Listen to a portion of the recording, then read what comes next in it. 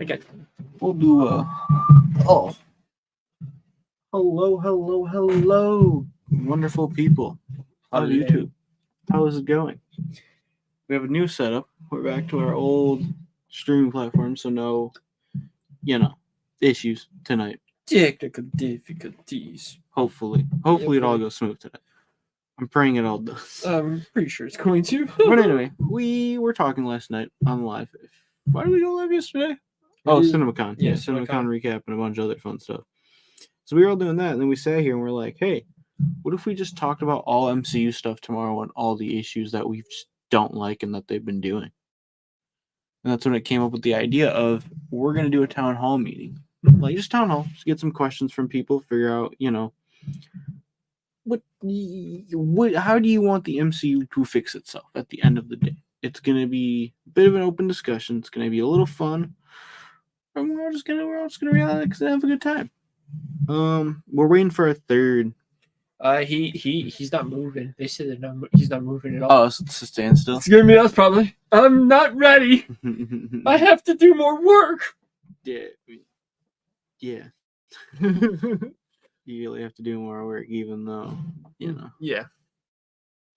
I'm just putting word out real quick while we wait for everyone. Mm-hmm. I thought I saved the picture off my phone. So I'm about to that's fine. put it everywhere too. So I put it in the Discord. But about to have some fun tonight. So you just watched the Knuckles clip before we get into all the fun stuff. What do you think so far? Oh, dude, I can't wait for this. It's just basically gonna be another. It's just like another movie to me. Yeah. It just has the quality of the movie and it has the money of the movie, which is might be one. But I'm in the spirit. So is he watching in trap? Yes. I'm possessed. Right. He's watching. Oh no, it's Todd. Todd, what are you doing here? So let's talk about Detective Chin. Oh no. Oh no, it is Todd. We have to beat it out of you. We have to beat him out of you. This isn't fun. This isn't fun. We'll talk about Detective Chin and how Howard the Duck should be crossed over. Yeah, that's basically Todd. God, yeah. No, the Knuckles. It looks like it's gonna be a lot of fun. I'm glad it's a half an hour. Yes. I really wonder how much Sonic and Tails are in this series though. Probably like the first episode, first 2 episodes. I'm gonna put first 2 episodes there in the series. I'm gonna say, yep. I agree with that. I feel like definitely Knuckles is going to have that nice continuation after Sonic 2. Yeah, I'm surprised that they gave him his.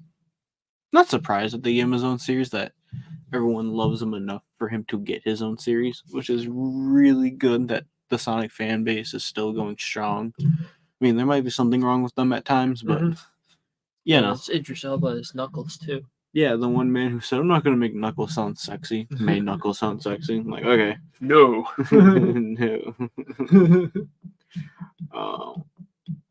What else came out today? There's a certain movie came out today, streaming.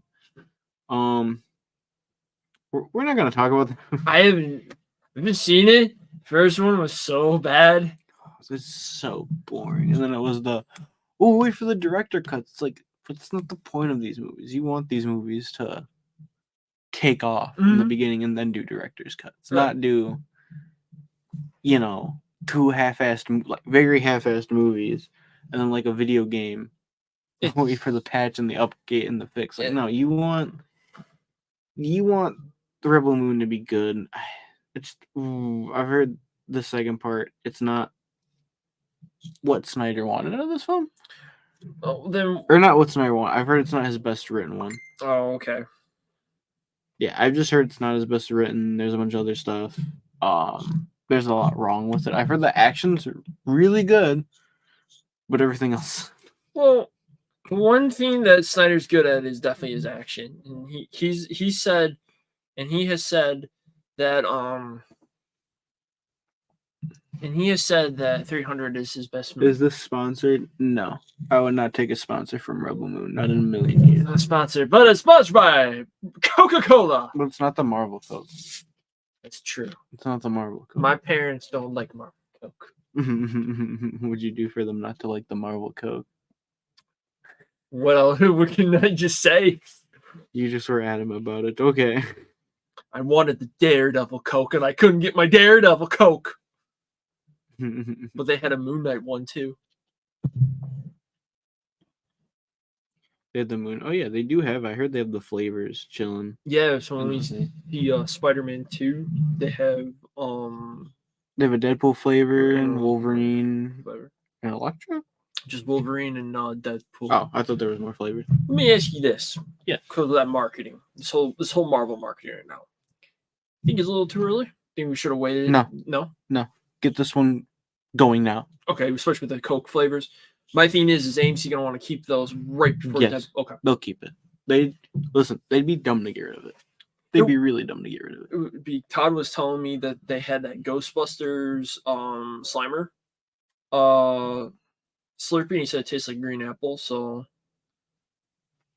yeah, I remember him telling that. I don't remember the but yeah, the whole thing with the Coke, I'm just afraid is it going to be pushed already out of the way because Deadpool. And that's the problem I want to talk about tonight with these. There's so much wrong with Marvel Studios now. Like, it's not even funny. Like, let me tell you something. This was good marketing only because it worked for what the movie was. It was too late, though.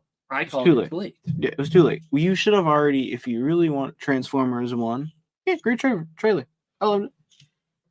I have my issues with it, but you're indifferent about it. I'm indifferent about it. I'm like the first one indifferent about this. Nate texted me and was like, I didn't know there was a Transformers movie coming out. I was like, it's a kids animated film. I was like, that's what it looks like. I was like, it's just gonna have fun. It's for kids. Marketed towards kids. Let the kids have their fun. Well, let's talk about the marketing. We'll talk about all MC. Okay, these Spider-Man Funkos. Yeah. This should have all came out. Yeah. The week after No Way Home. To avoid spoiler, but people already knew they were. The costumes were leaked. Dude, you and I would be on Instagram and we would be sending you, and we'd be sending each other the Spider stuff. It was the start of our beautiful friendship. Yeah, it was the Snyder Cut. The Snyder Cut, but that was if we look at this marketing, I feel like this was a Sony marketing. So you can't really blame it on Disney. They didn't have control. Now why aren't you marketing this more? That's a great question. Blue, you can agree with me. It's getting marketed, but not the way it should be marketed. The X-Men 97 stuff. Like, I got the box, so I got the Jean Grey, the Rogue, and I bought the Goblin Queen one. Why isn't it getting marketed better? That I will actually agree. Why aren't they marketing figures, doing figures? Figures should be doing great, and Legos should be doing great. All of a sudden these commercials come in.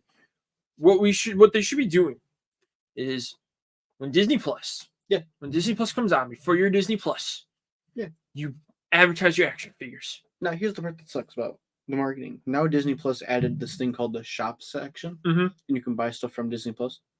Okay, cool. Advertise that you can sell toys and buy them through the Disney Plus that will lead you to the Disney site. People won't know. Like, my only issue is, so with this pop right here, the Goblin Queen, I kind of already picked up on who it might have been. I think we were just talking, like, it looks like someone familiar, which, spoilers, it was a clone of Jean. Sorry if you're not watching a weekly show and don't have time to watch the 30-minute episode. My whole issue is, they did these too early, then they did them too late. Like, they only released a Cyclops, a Gambit, a Magneto, and a Bishop as your base ones. And that came out last year. Remember, those came out last year. They came out early last year, and everyone goes, well, it's not even... The show hadn't even... Yeah, it's not even, like, we didn't even know the show was still coming out. We just heard, it's coming out, whatever this is. Like, that was the date of it. To me, I really think they should have had, as much as the Deadpool 3 trailer was great, man, they should have dropped this at Super Bowl. The X-Men trailer? Oh my god, yeah. Just because of how the local news is talking about it now, how the local news talk about it, could you imagine millions of people? I had coworkers who didn't know the series existed. I told them, because we were talking about comics and stuff, and I found out one of my coworkers who just started is a big Marvel guy. was like, oh, if you like, if you're sick of Marvel, go watch X-Men 97. He's like, wait a minute, I heard about that. Is that a continuation? And I'm like, yeah. He's like, well, I thought Professor X died. I go, and I kind of accidentally spoiled it. I was like, he's like, wait, what? I was like, yeah, go watch the show and explains how he's coming back, or how he's back, basically. I was going to say, if you actually rewatch that last episode of X-Men 97, Professor X isn't actually dead. He has to be taken off. Well, remember I told you about that. I said, oh, there's a leak that came out that Professor X isn't dead, that he's getting taken off space, and you're like, well, that sounds like a bunch of horse shit. And then, like how it was the 5th episode. It's Funkos is a dead market, but it is, but not really. Certain ones are. Certain Funkos are. I just feel very disappointed with. But I'm not saying market the Funko. Market it. Market this thing. Because you're only showing commercials for episodes. Show you got the toys out. There should be kids. There should be kids out this summer being Wolverine. Yeah, there should be, like, as much as I have the pops, like, at least, like, this kind of got marketed by DC a little bit. I mean, I haven't opened this, but, it's an old 26, and that's not old, it just came out. But they did Ben Affleck from Batman vs. Superman. Like, come on, like, that got advertised better than X-Men 97. Even the Batman and Robin McFarlane toys got advertised better. My thing with this whole situation is the new way this new Disney Plus thing is going to be happening with the whole, where it's going to be like Pluto TV, the Marvel channel and the Star Wars channel, where it's going to be a local, like it's going to have kind of like how like Pluto is. Mm-hmm. They have commercials at shows. I would love to see Disney Plus stuff, but I would love to see Hasbro do something. I'd love to see Marvel. I love advertisements. That is the thing with marketing, is that the show's not targeted to kids though. I get it's not for kids though, but not for kids, but you still gotta market it. Mm-hmm. You still gotta market it. That doesn't excuse the fact that you have to market it. He stays outside, so Adam, take over. Okay, we can let Todd in for a minute. Sorry. Oh no, I'm gonna come through this way. God, it's Lorenzo. Okay, but no, I just feel like X-Men could been marketed a lot better.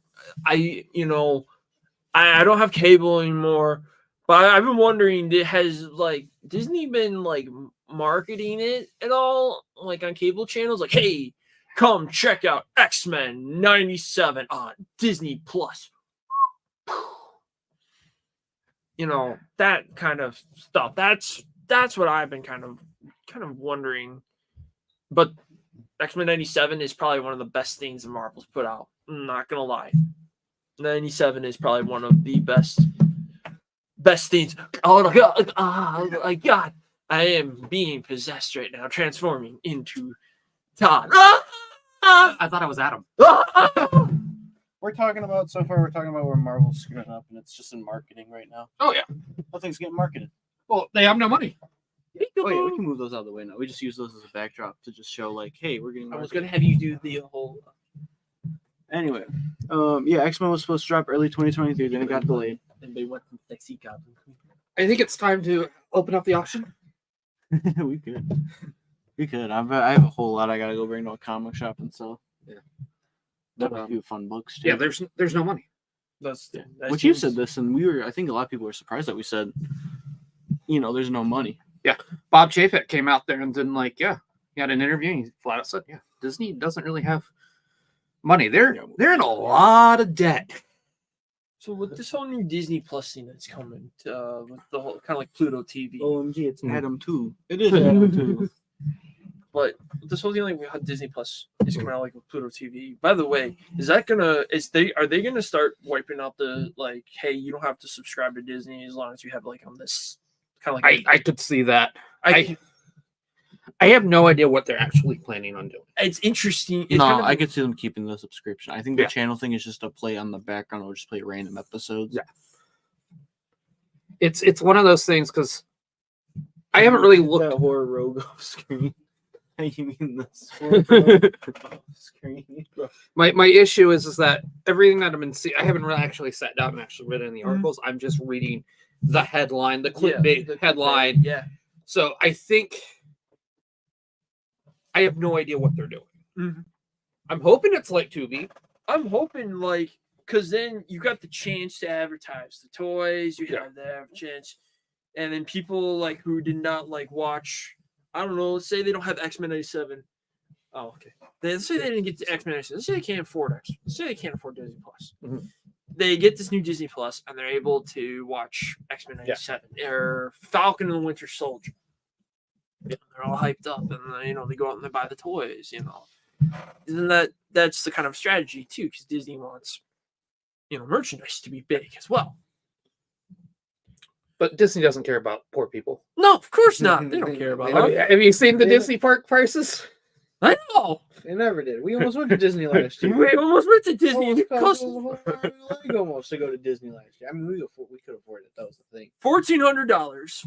That was $1,400 Yeah. for 4 days. For 4 days. For 4 people. For 4 people. Which isn't bad. Yeah. No, I had got us That's the hotel. extremely cheap. We got the hotel We had too. to back out. Don't talk about it. We're here to talk about Marvel. We're not here about talking about we're our talking about problems.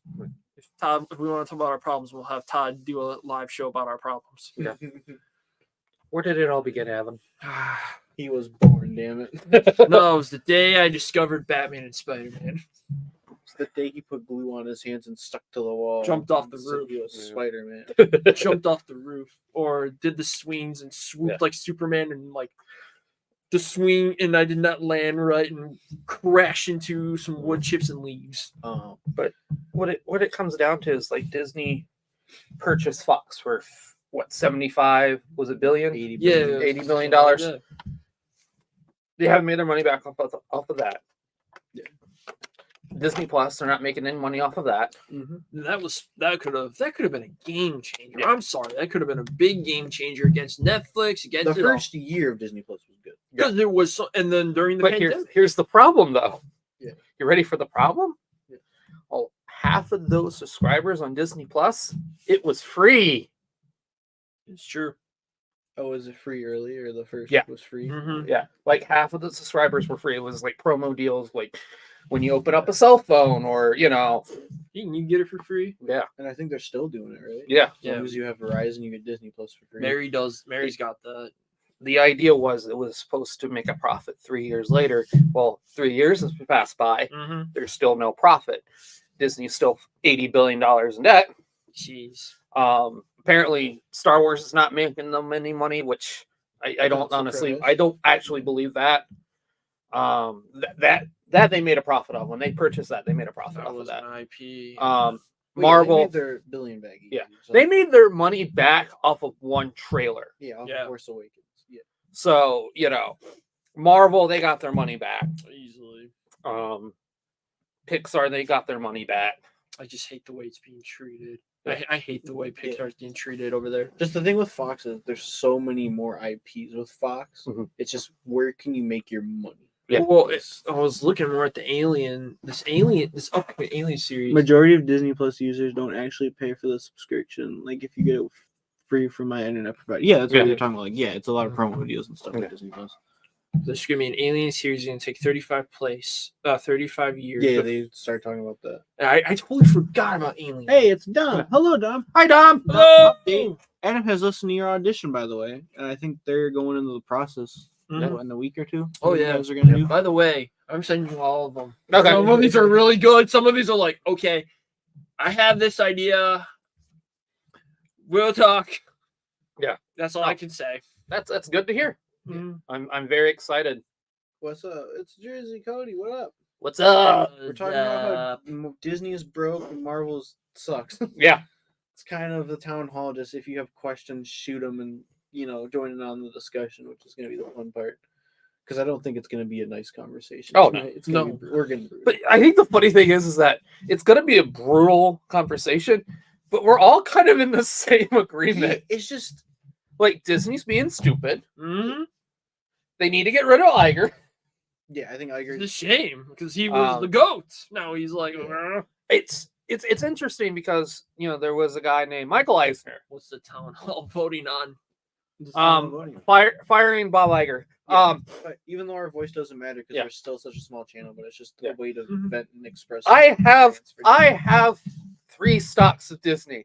I had a chance to vote for the board. I mean, I My vote didn't count, but I got a chance to vote. Why didn't your vote count? If you have to reset it, your vote should still count. Yeah, but here's the problem. It's like worth like I own like 1.001% of the company type deal. Yeah, you still own that Yeah. 0.1%. Yeah, but my vote at the end of the day, compared to the other guy who has, millions of it, I mean, it's cool getting into the meetings. I like getting into the meetings. Yeah, but I like mean, I'm debating on off topic buying into Warner Brothers. Yeah. I'm probably going to do that myself. Because now theirs is even cheaper now, and they announced that, oh, hey, Zaslav is getting more money now. Mhm. And everyone's like, oh, you're underpaying the actors for this. It's like, listen, he cleared how much debt so far? I don't think you know what canceling Batgirl actually did to free up some of that debt. I had my birthday money for us. It sucks. Yes, it sucks that these projects got canceled. It sucks that, but at the end of the day, they are businesses. They have to make their money. Coyote just doesn't make any sense in a business wise at all. It really doesn't. We talked about that yesterday. Listen, as much as everyone hates Zaslav and they're saying, old white men, the rich get richer, his situation is they merged, so that debt carried over. You have to clear it somehow. Yeah. And some movies will make the money back. Yeah. Last year was their okay. They made Barbie money. Barbie saved that movie. Saved the studio. DC didn't do good for them last year. Yep. I don't know what else did good. Wonka did good for them. Yeah. Wonka did good. But other than that, you need to get money out of other areas, and I think people are gonna hate me because I said what he did was a good call. It's a tough call. Call it sucks, but at the end of the day, if it eliminates your debt and that's more debt you don't have to worry about with that tax break, you're fine because you're saving money for the company. And it's at the end of the day, it sucks. Cutting the animations, that sucks. Dune did well for but that was this year though. That wasn't last year. But back to Iger, it's this whole Iger thing and how everyone hates Iger now really reminds me of Michael Eisner, where Michael Eisner was the best thing that ever happened to Disney, and then make a long story short, Frank Wells, who was like his second in command, he died, and he more or less went nuts, in my opinion. Didn't help that Disneyland Paris was a flop, but and it got to a point where he's just like, I don't know what to do. Well, Bob Iger was forced to come out of retirement. He really was. He didn't. Well, he never really retired. I'm sorry, he never really retired. You don't think so? Yeah. He was right there by Bob Chapek. From everything that I read, everything like that. It's like he was there during COVID. Okay, and the problem with Iger, a lot of things were created by Iger. They weren't really created by Chapek. There was a couple things, like the big thing where Chapek put a middleman in between, the studios and him. That why don't they all just kiss? Yeah. that was a problem. But like, I'm going to use this as my example. Fast Pass for Disneyland and Disney World was $1 billion purchase that made them no money whatsoever, and that's why we have Genie Plus.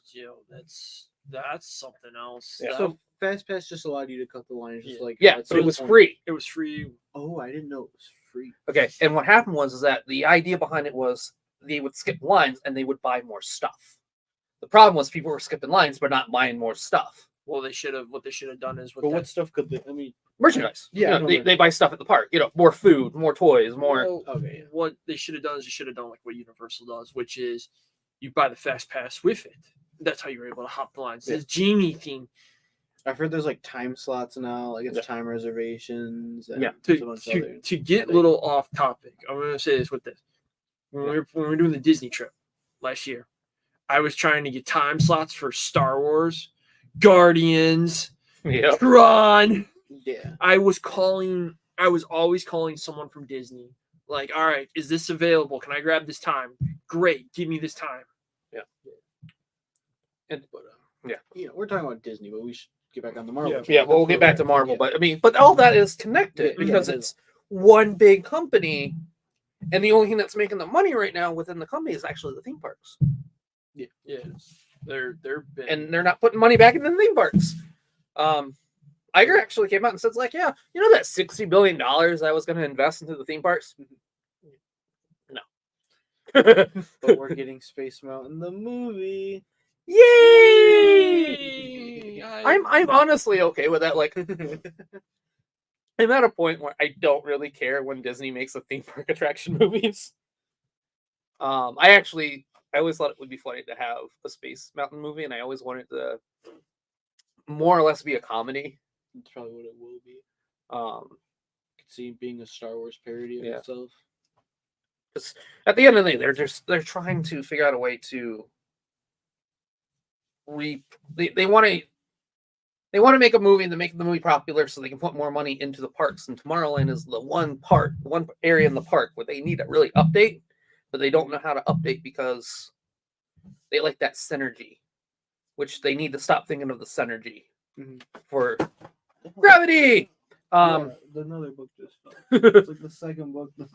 It like fell. He didn't even bounce it. Yeah, I didn't even touch it. Look at it. I don't know what this Disney Plus thing. I'm very excited at whatever this Disney Plus thing becomes. I think it could be something new. But I think it's just an idea to get people to get commercials in there so they can make money off of it a little bit. Because they're not making any money off Disney Plus.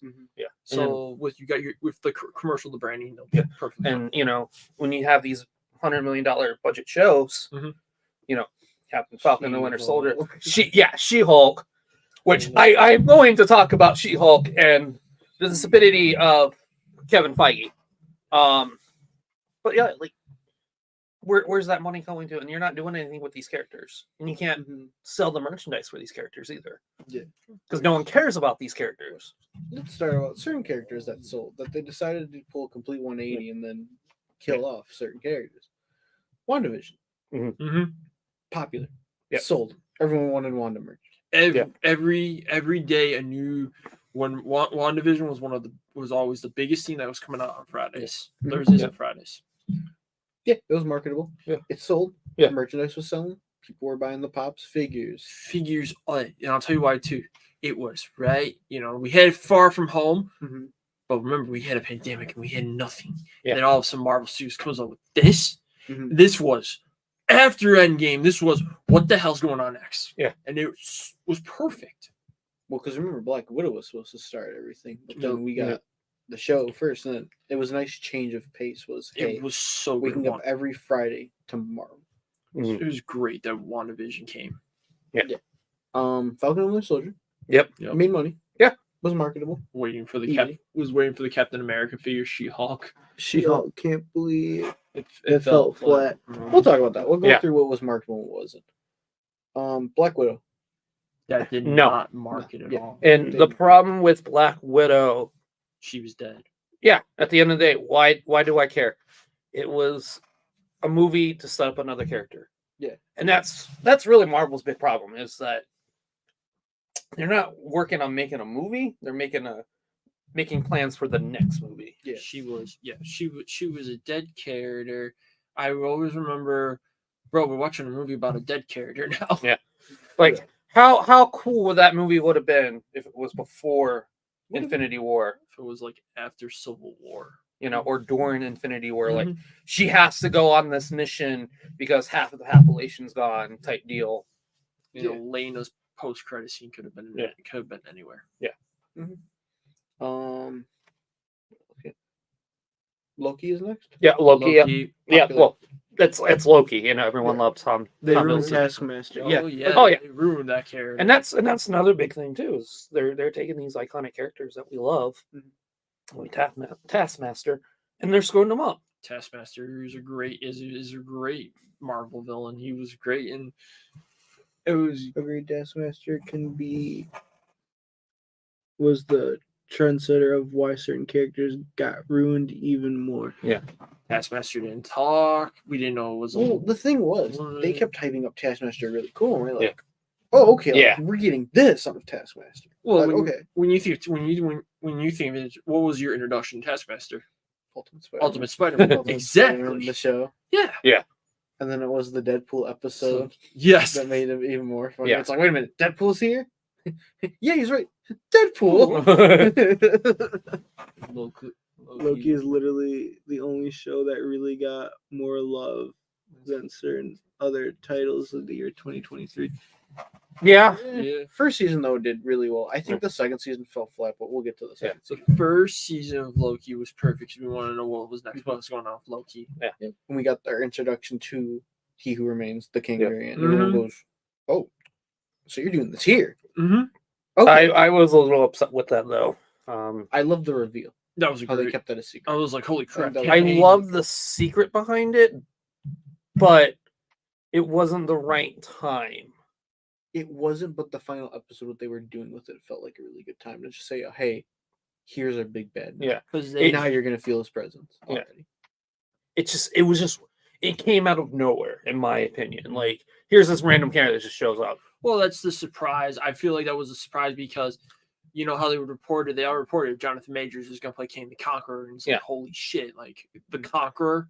Well, that was announced at the Investor Day. Yeah. Mm-hmm. But they didn't say he was in Loki. They said he was in Ant-Man first of all. No, that was King was the villain, and it was like okay, and then bam, it's like he drops on Loki. It's like okay. What If? Yeah, What If was another really good one. What If was great. Was marketed great. And I'm really worried about what they're doing with season 3. I wish they had more What If stories, not just they were all connected. That's my big issue with What If. I was fine with it with the first season. I wasn't okay with it with the second season. The second season, it felt more disconnected, like they were all their own separate. But it led to it all them combined. Like my problem with What If is they're trying to push Carter, which is fine. I like Captain Carter, great character. I love to see more of her, but tone it back a little bit. Yeah, you can tone it back with her. She was in what, like 2 episodes? Yeah, two or three episodes. Yeah, but she had a big role, and I'm just like, well, I feel like that's the way that they're trying to get that next Captain America. If Sam doesn't work out, then hey, we got Agent Carter. Yeah. Which I can totally see people being upset about. Yeah. The first season of What If it had its few stinker of episodes. Like the first 2 episodes started off really well for What If. That third episode where the Hank Pym one, I was like, okay, you're kind of losing me with this one. Then the 4th episode. I love the ending though. Mm-hmm. Oh, we have them finding Cap still, and it's like, oh, hey, Cap still. No, the Hank Pym, right? Yeah. Where he tried to kill Nick Fury, and it was Loki instead. And like, oh, there's no Avengers here. I'm gonna take over. What was the episode after that? Was that the Doctor Strange one, or was that one later? I think it was Black Panther. No, Black Panther was 2. Was it 2? What if T'Challa was Star-Lord was number 2? Yeah, okay. That was it. What is good for what gets me curious is season 3 and could have ups and downs. But in your opinion, what do you expect from Marvel for What If season 3? Well, I've heard this is their last season, which kind of disappoints me. Yeah, because this is a show I feel like you could keep it going with a bunch of different just what ifs. Yeah, that's the whole point of What If is what if. Yeah. What if this happened? What if this happened? What if this happened? I feel like you jumped into Shang-Chi too early in season 2. You could have maybe just saved that one for season 3 because you barely didn't even do the first half of the Infinity Saga. I don't think they have enough. I don't think they have enough story to it. There's plenty of stories. I'm sorry, because you can. What if the other half didn't get blinked? Snapped away. We're getting a really cool Bucky and Red Guardian. Red Guardian story, which I'm really excited about. Yeah, that one's the same stories. What if Bucky got the shield? There are tons and tons of episodes. Like it's budget. Yeah, it's budget at the end of the day. And I think when we talk about the next animation property, I feel like that's gonna be the reason why they stopped What If. Yeah. The next big movie was Shang-Chi. Yeah. Did well. Marketed well. Did very well. Was very marketed. My problem. That's where I notice a lot of downturn to the Marvels to the Marvel Cinematic Universe because it was like Shang-Chi. I bet you I know how this movie is going to be. Like, here's Shang-Chi. Oh, villain shows up. Oh, he has the same powers as the villain. Okay, cool. Yeah. And I mean, it was a little different. Like you had, this kung fu was more mystical. Yeah, but it still had that MCU The what formula. if scenarios aren't even what ifs. That's my problem. That's what I'm trying to say. Is they're not just like what ifs. They're just like our alternate realities. Yeah. It's a new Avengers Like you story. still could have did like what if Thanos arrived right after Loki was defeated. That Mhm. would have been a really That'd be a cool what if, like so- right after just Loki gets defeated, Thanos then just shows up right then and there. What if zombies? It was just a That pilot. was my favorite. I watch it every God. I've now watched that is now part of my Halloween tradition, What if zombies was really well and done. it's perfect led into Marvel Zombie. It's gonna lead. What if they killed Man Thing? No, not Ted. Mm-hmm. What's another good episode? I didn't like the Killmonger episode. Yeah. That one was kind of. What if the Watcher intervened was really good because it showed him actually like, oh yeah, he could fight. Oh, never mind, he's getting his ass kicked. Party Thor. I actually love that episode. That was I had fun. mixed feelings about it, but I still liked I it. love the idea. Is he goes to Vegas. Yeah. Mhm. Like that's where it made it funny. And I don't care what anyone says. I think that episode, because my Howard the Duck is now worth more. They're just fan fictions that don't even make sense most of the time. A real what if is the what if Spider-Man never took off the black suit, Yeah. or what if Yeah. Hawkeye sacrificed himself instead of Natasha? That Yeah. would be Yeah, you still have the, or what if Cap sacrificed himself instead of Iron Man? There's still I still think that. What if it was Thor? What if it was Hulk? What if it was Thor? I was kind of wondering Yeah. what if Thor did. Or what if Thor snapped? Yeah, Mhm. that'd be kind of cool. Because Thor of all people should have Yeah. been the one because he's the one that lost. Yeah. All right, let's talk about the next not marketable movie that was kind of a dud. Eternals. Eternals. I've heard sequels on hold now. They don't know what they want to do with it. I don't blame them Yeah. on that one. I will say this You is made a 2.5 hour snooze fest at best. I will say this. I tried really hard marketing them. Yeah. Trying to push that movie out to people, saying, hey, it's gonna be great, it's gonna be amazing, like just doing all the studies, telling everyone about it. Mhm. And I just go into the theater and It was just, there's nothing exciting in that movie. There's nothing there to like just say, yeah, this movie's great. was It's. I'm gonna say this. It's a movie I need to watch again because, like Adam, I fell asleep. But the big problem that I had with Eternals was you created way too many plot holes. That's what we were talking about yesterday. Is Yeah. you had the Sentinel, you had them interfering, but they couldn't interfere, but then they interfered. Yeah. I feel like they took a lot of Neil Gaiman's run Yeah, and then they turned it into like a Zack Snyder kind of thing. and you let the director be stylized, which Mhm. is again, Fine. which is fine, but at the same time, you have to still stay within that box. And I think they went outside the box a little bit, which caused a lot of problems too. Eternals felt different, but it wasn't different enough to be like, Yeah, I care about these characters. If you ask me what character, I don't think I cared about a single character in that movie. I couldn't name you a single. Yeah, I character. couldn't name you a single. Maybe the one I could name is just Fastos, the one who's like the tech one, and then blue. This week, speedster scenes were cool. That's about it. Oh, Makari, she's the speedster. That's how I remember. Beautiful Makari, Icarus, Kingo, Kingo. Yeah, Kingo was just Kumail Nanjiani, but Fast. he was barely in the movie. I know Icarus, Fastos, Icarus, yeah. Cersei. Cersei. There's 12 of them. But it's just like Druid. And that was the one. That was the one. But the reason why that movie did so well, Harry Styles. That post-credit scene. Yeah, we don't even know what they're doing with that. We don't Yeah. know what they're they're doing. probably not gonna do anything with it. You might Probably see not. Pit the Troll. You might see Yeah. Pit the Troll, and you might see was it Star Fox? Star Fox. Yeah. That'd be cool. Wait, Because- that's who Harry Styles. Yeah. Starfire. Thanos' brother. Because you got to do something with Thanos' brother. But that brings up to the next point. It's like, what are you gonna do with him? Yeah, like what Yeah. can you do now? Harry. I don't even remember the girl's speedster name. That should tell you what you need to know. Yeah. Yeah. And I stand by they either needed to do two things. They either needed to make it a Disney Plus show, because you have 12 characters, 12 episodes. Yeah. Mhm. Or, and I said this yesterday, this should have been the Eternals come to Earth to be like, we want to meet the Avengers, the people who stopped Thanos. Yeah, but they can't intervene.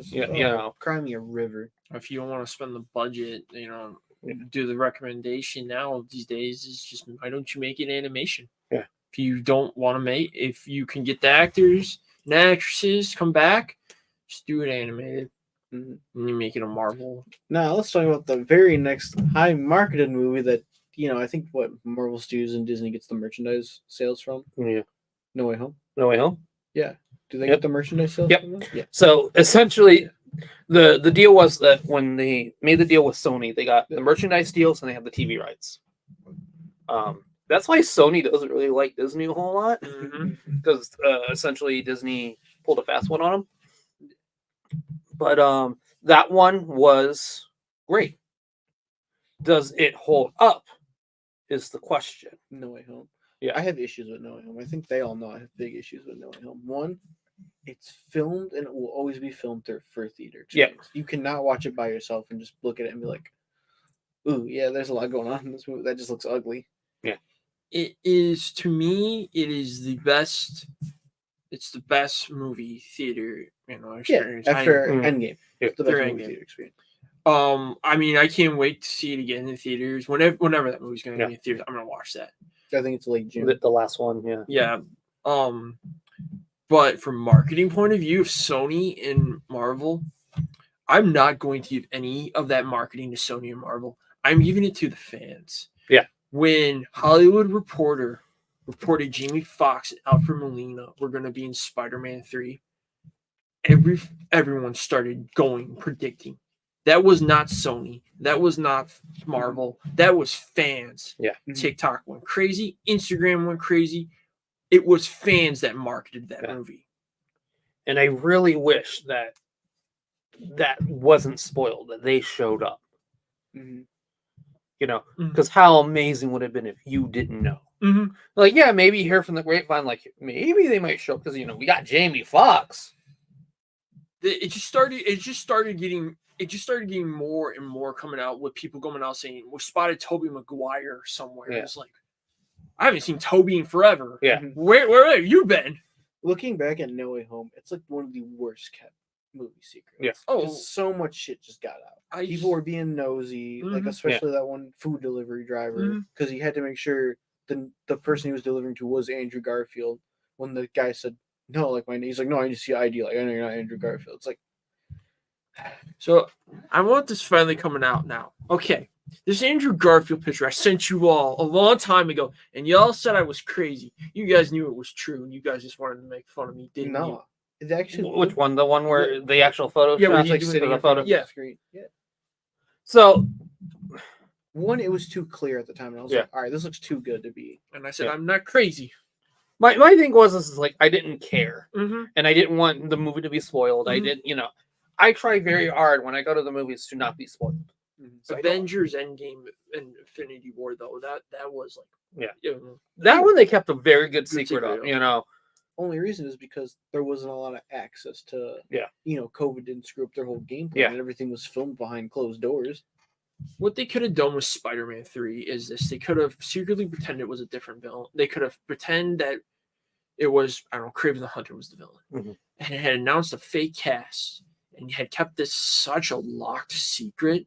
And then we came in, it wasn't the movie that we had saw. Can you imagine them making like a fake trailer and everything? Like, it's Spider-Man going against Kraven, and you go and they're like, "This is nothing what I saw. Yeah, I did not pay for this." And then you see Willem Dafoe as Goblin, and you're like, "What the?" The thing that sucked is when we did the private theater. Oh my god! I told people, like, clap when it's appropriate. Like, we know it's gonna happen if you watch the trailer. The original idea was Kraven the Hunter before the pandemic. Yeah, they won't. I even said, like, let it be Kraven hunting his identities out. I think that would have been a much better. That would have been a great. And put Dr. Otto Octavius. I thought they should have done Ultimate Spider-Man. My issue with this movie is, it's a movie. It made $2 billion. It's one of probably not a lot of people's favorite Spider-Man movie. What's the whole plot of the fucking movie? It's multiverse. Like, just looking at it now, like, what was the whole plot of it? I'm going to say this, though. It is the best multiverse movie. Like, because they did the multiverse right. It's not... They brought in Tobey Maguire as Spider-Man from the Sam Raimi movies, unlike the Flash, where it's Michael Keaton as Batman, but it's not the '89 Batman. My theme with Spider-Man, No Way It's an alternate '89 Batman. No, it should have just been '89 Batman. Ground Bureau. My theme with Spider-Man. Yeah, that one was weird, but then they also showed the Joker bag, and I'm like, I guess this is the same version because it makes a little bit of sense. It's changed, but No Way Home, at the end of the day, the premise is about Peter Parker, that there were other Peter Parkers that had killed the villains, and Peter Parker, and that Peter was trying to become a better Spider-Man. The one thing looking back at this movie, and I really my one nitpick now, just looking back at this movie, was he didn't have his own villain in this movie. It was all nostalgia villains. And we all got excited because, oh my god, we're seeing all these villains again. It's like he didn't even have his own villain. I really wish that Mysterio, throwing Mysterio in there. Yeah, Mysterio was still alive. Or Venom, or what was it? Venom was supposed to be in it because remember there was there was artwork. I have the art book and there's Venom. There's Mysterio. Thank God that Venom wasn't in it. But there's Mysterio. Venom was. Yeah. But there's Mysterio versus Doctor Strange in a scene. I would have loved that. Yeah. Oh, but it's just because it came down to them trying to rush it, and pandemic was. They tried to rush it, and they were trying to keep it. I think they were trying to keep it as much of a secret as possible. This was Sony trying to push that Sinister Six ideas, which is fine, and I get it, but you can't rush something like that. I'm gonna flat out say, give me 5 Spider-Man movies, then your 6th one is the Sinister Six. Do you really quick before we wrap with Spider-Man No Way Home? Do you think Willem Dafoe? Do you think this was one of Willem Dafoe's that was one of the best actings of him as the Green Goblin with that whole laughter? Let's just say Spider-Man 1. I don't know. There's something more sinister and dark with that. Yeah. With Willem Dafoe as the Green Goblin in this. Would you guys have preferred the mask being kept? Yes. Because of the whole purple. Yeah. I would love to have that mask there. Now I would have worked. All right. Let's move into multiverse. No, not multiverse. Yeah, I think there was. Oh, Hawkeye. So I generally loved Hawkeye. I thought it was great. I thought it was very pointless, but I loved it. It's a Christmas show. Yeah. It's all it is at the end of the day is a Christmas show. It's nothing more, nothing less. It's a Christmas show. That's how it got marketed. That's how it's always going to be marketed. That's how it was sold. It's a Christmas show. It's a Marvel Christmas show. Which sucked, but... And I feel like, again, this brings up to, they're just trying to put new characters in, aka Kingpin and Echo. And Kate Bishop. But she actually... she actually did stuff. Yeah. She had a reason to be there. Yeah, she had a reason to be there. I really feel like they were trying to retire Hawkeye. Yeah. Oh, big time. And God, in case. Which we're going to talk about when we talk about the new Avengers team. I want to talk about Hawkeye and his role. Which I'm kind of glad he didn't, they didn't be like, yeah, he's going to retire. But again, it was just going to be a teacher to Kate. Yeah. It's going to be his fun role. Yeah. He's going to be the older brother teacher that's just kind of like, don't do what I did. Well, what I would really like for him to be, he runs the Young Avengers. That would be cool. Yeah. I'm an Avenger and I have no powers. Come at me, Miss Marvel. Yeah. I got punched by Hawkman. Yeah, it's Hawkeye. Yeah, Hawkeye. That'd be kind of funny. I got punched by Hawkman. It's Hawkeye. I really liked Hawkeye. You're right. It's definitely a Christmas show. Unlike our certain friend who says it's the greatest thing, but still, he's so biased. I wish he would join this live so I can. I just wish they would have done more with the Kingpin. God, the amount of jerking off and teasing with the Kingpin in that fucking show. When they just could have ripped the Band-Aid off and just said it was him to begin with. I just love the idea. What they should have done is that whole auction scene. Should have been him. It should have been. No, you should have that whole room in there. It's Kingpin. It's Hammerhead. It's Silvermane. But nope, we had just Random Goon 1, Random Goon 2, buying Random Goon the 3. Yeah, buying their own and then Yeah. Avengers Watch for some weird reason. You're gonna tell me you're not gonna buy an Avengers watch? No, it wasn't even. It was a Shield watch, Yeah. but I would buy. What's the point of the watch again? It's a Shield watch. Yeah, but like, what was the actual point of it? It's a Shield watch. I don't know what. If I'm a villain, if I'm a henchman, and I see there's a watch that was owned by Shield, that's James Bond shit right there. I want it. Who is Hawkeye's wife at the end? Because she reveals her ending.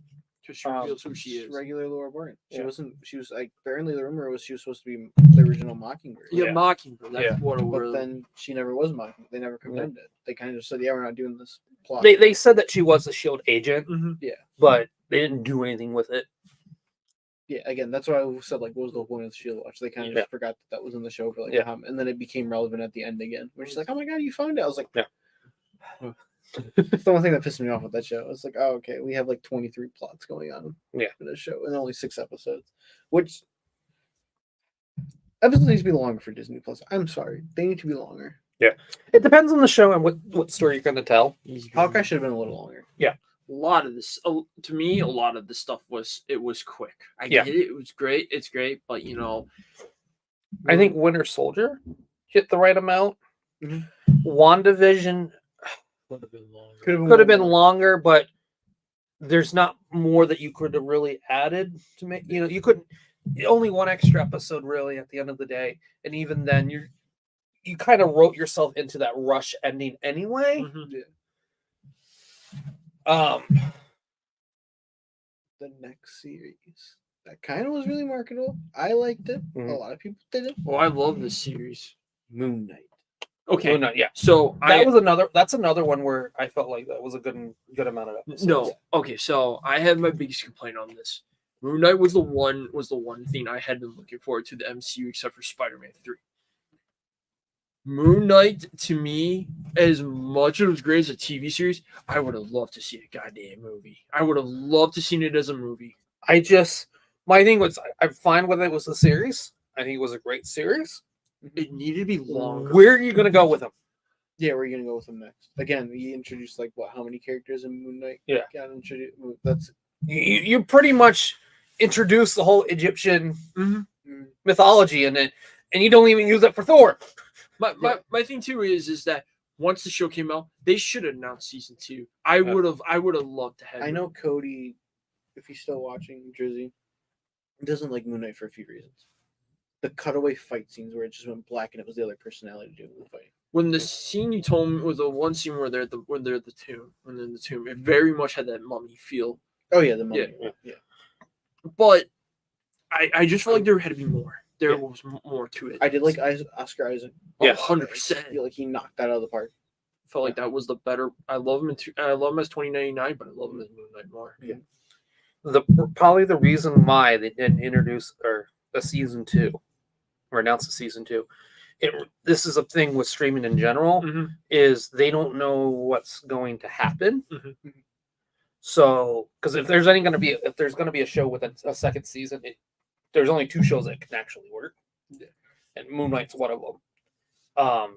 But they don't know how popular it's going to be at the end of the day, and that's the problem with streaming in general. Is just like no one knows what the numbers are, And also, we got it during the best weekend Moon Knight when it aired because the Batman came out. and Yeah. Everyone was vigilante, like we have vigilante fever, like vigilantism is back and Yeah. everything. Okay, so my thing is this. All right, Moon Knight series came out, and they announced a Moon Knight comic book. How quick did sales go for Moon Knight comic book when that came out?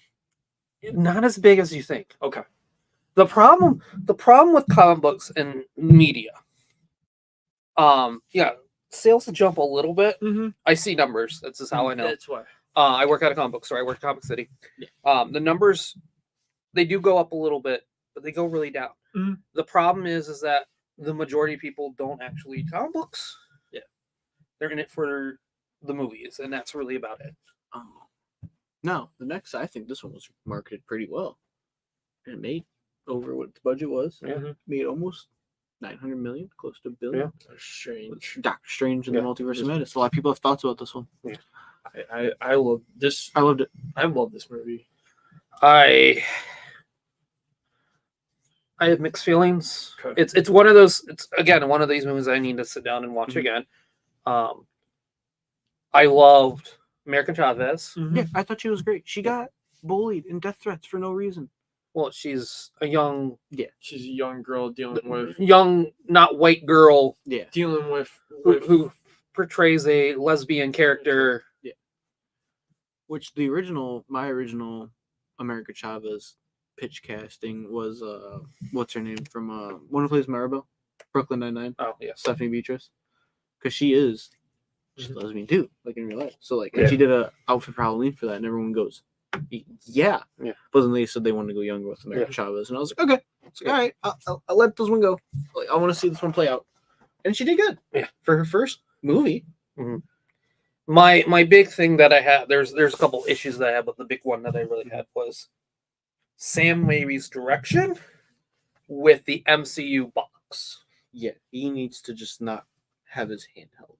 Yeah, but at the same time, you kind of have to hold these guys' hands because they have to tell their own story too. I feel like with Raimi, you don't have to hold his hand. You really don't. Yeah, he's made 3 comic book movies. The last one wasn't his fault that he did. He blamed that one more on Sony. But the first 2 of his were phenomenal. But like the formula of the MCU doesn't mix well with his direction style. Yeah, and we've said, I think you've said too, you probably agree now, they need to break that formula. Yeah. Just listen, you can have stuff be mandated, but don't have it be stuck to the MCU filming formula. Let them get stylized, but still have that mandated, hey, you still have to include this. Well, we're not going to hold your hand. Yeah. You have to include this. Yeah. But you're going to have control. But you need these 3 things out of you. Yeah. That's all we need. You look at really quick. You look at all those other Marvel movies with that formula. Mm-hmm. Even Sony, and even at the time, Apocalypse, they all had that same formula. Yeah. And Deadpool had this kind of the same formula a little bit too. And it was like, okay. Deadpool was an origin film, so you had to kind of. Well, no, I'm talking about Deadpool too. I'm talking about, so everyone had to have that little formula. I'm a little confused. So I know, what is the MCU formula like for when they shoot a movie? Is it just good guy always wins, bad guy always just like dies? Yeah. Like at the end of the day, it's here's the good guy, here's the villain. The villain's very similar to the good guy. Oh yeah. Good guy wins. And then the way it's shot too. Yeah. Every once in a while, you get something a little different. Winter Soldier, Civil War, a lot of the sequels really. Avengers, Infinity War. This one. Well, Civil War just felt like it was just like a spy thriller. Yeah. First one was a World War II period piece. Yeah. So there's a lot of big difference in that gray area. But I mean, like my thing is, it's not necessarily the formula; it's the style of the MCU and the style of Sam Raimi's direction. Sam Raimi is more horror, more and you can tell when Sam Raimi did Sam Raimi in Multiverse of Madness. Oh yeah, but it didn't really fit. Yeah. Well, the thing is Marvel let him do that. Yeah. And that I'm like, not even Spider-Man. Well, except for Spider-Man 2, somewhat Spider-Man 3, and somewhat Spider-Man 1. One had bits of horror with Green Goblin. Oh, well, the Green Goblin was the horror part. Yeah. Spider-Man 2 is horror with Dr. Octavius. Yeah, that whole operation scene is directly from Evil Dead. Yeah. Spider-Man 3 with the Venom, with the alien. Yeah. Is very Sam Raimi. Yeah. When Wanda's taking out Camertage, that's just Sam Raimi. That's him just letting rip and have when fun. She comes in those mirrors. Yeah, that's the whole when she's attacking Camertage. That's him. But when the Illuminati's fighting Wanda. Yeah, that's him. Yeah, that was horror. That was terrifying. Yeah, that was great. Black Bolt can destroy you with his mouth. Hey, what mouth? Raimi. Yeah. You know, that's how he pitched it. Because Kevin Feige goes, he was sitting there reading the script with Michael Waldron and Raimi, and he's like, I see Black Bolt here, like, he just has like the powerful voice, like just with his mouth. So how can Wanda defeat him? And Raimi just goes, what mouth? You gotta let Raimi have his freedom and his own style. One of the coolest things I like about with that is Mr. Fantastic. Oh, the spaghetti. Where she literally turned him into just. Then let's not forget her throwing the shield back at Carter. That was in half. Woo! She tore through all that. The Illuminati was another big issue. Yeah, I kind of had an issue with. You could have called them the Avengers or that Earth's Avengers. That's what they were. They were. I really wish what they should have done was it's the Illuminati of the multiverse. That would have made more sense, but even if so, it just felt like if you're gonna do the Illuminati, it needs to be a council of smart characters. Yeah. And two of those characters you had there were not smart. So Captain Carter, I could argue. Mhm. Captain Marvel is not a smart, scientific, intelligent character. So you remember that big rumor with the whole Tom Cruise. That's where the Illuminati stuff started coming in. Yeah. Tom Cruise is going to be leading this Illuminati. That was the whole thing. But Charles Xavier, Reed Richards, I guess Baron Mordo wasn't taking over the Doctor Strange. Yeah, because he's science. Mhm. Yeah. He's still smart. Isn't. But yeah, I do 100% agree. Captain, why is Captain Marvel? I felt like that was going to be for Iron Man at the time. Yeah, I think that was the Iron Man place when it's like, hey, what else? What other character would we got? Like, I would have even taken Gamora if she would have been the what is it? Where she actually has the what's the version of her called where she actually just has the Infinity Stones? I think, or like has like the cool galaxy. Isn't that like the Infinity Wars series that came I out? can't remember what it was called, but that would be a cool one. Yeah, like I would have taken her. I would have taken. I would love it to be just Bruce Banner. Oh, I would have loved Bruce Banner. Just Bruce Banner's just like he never became the Hulk, but he's still, or he's able to control the Hulk. Yeah, you know.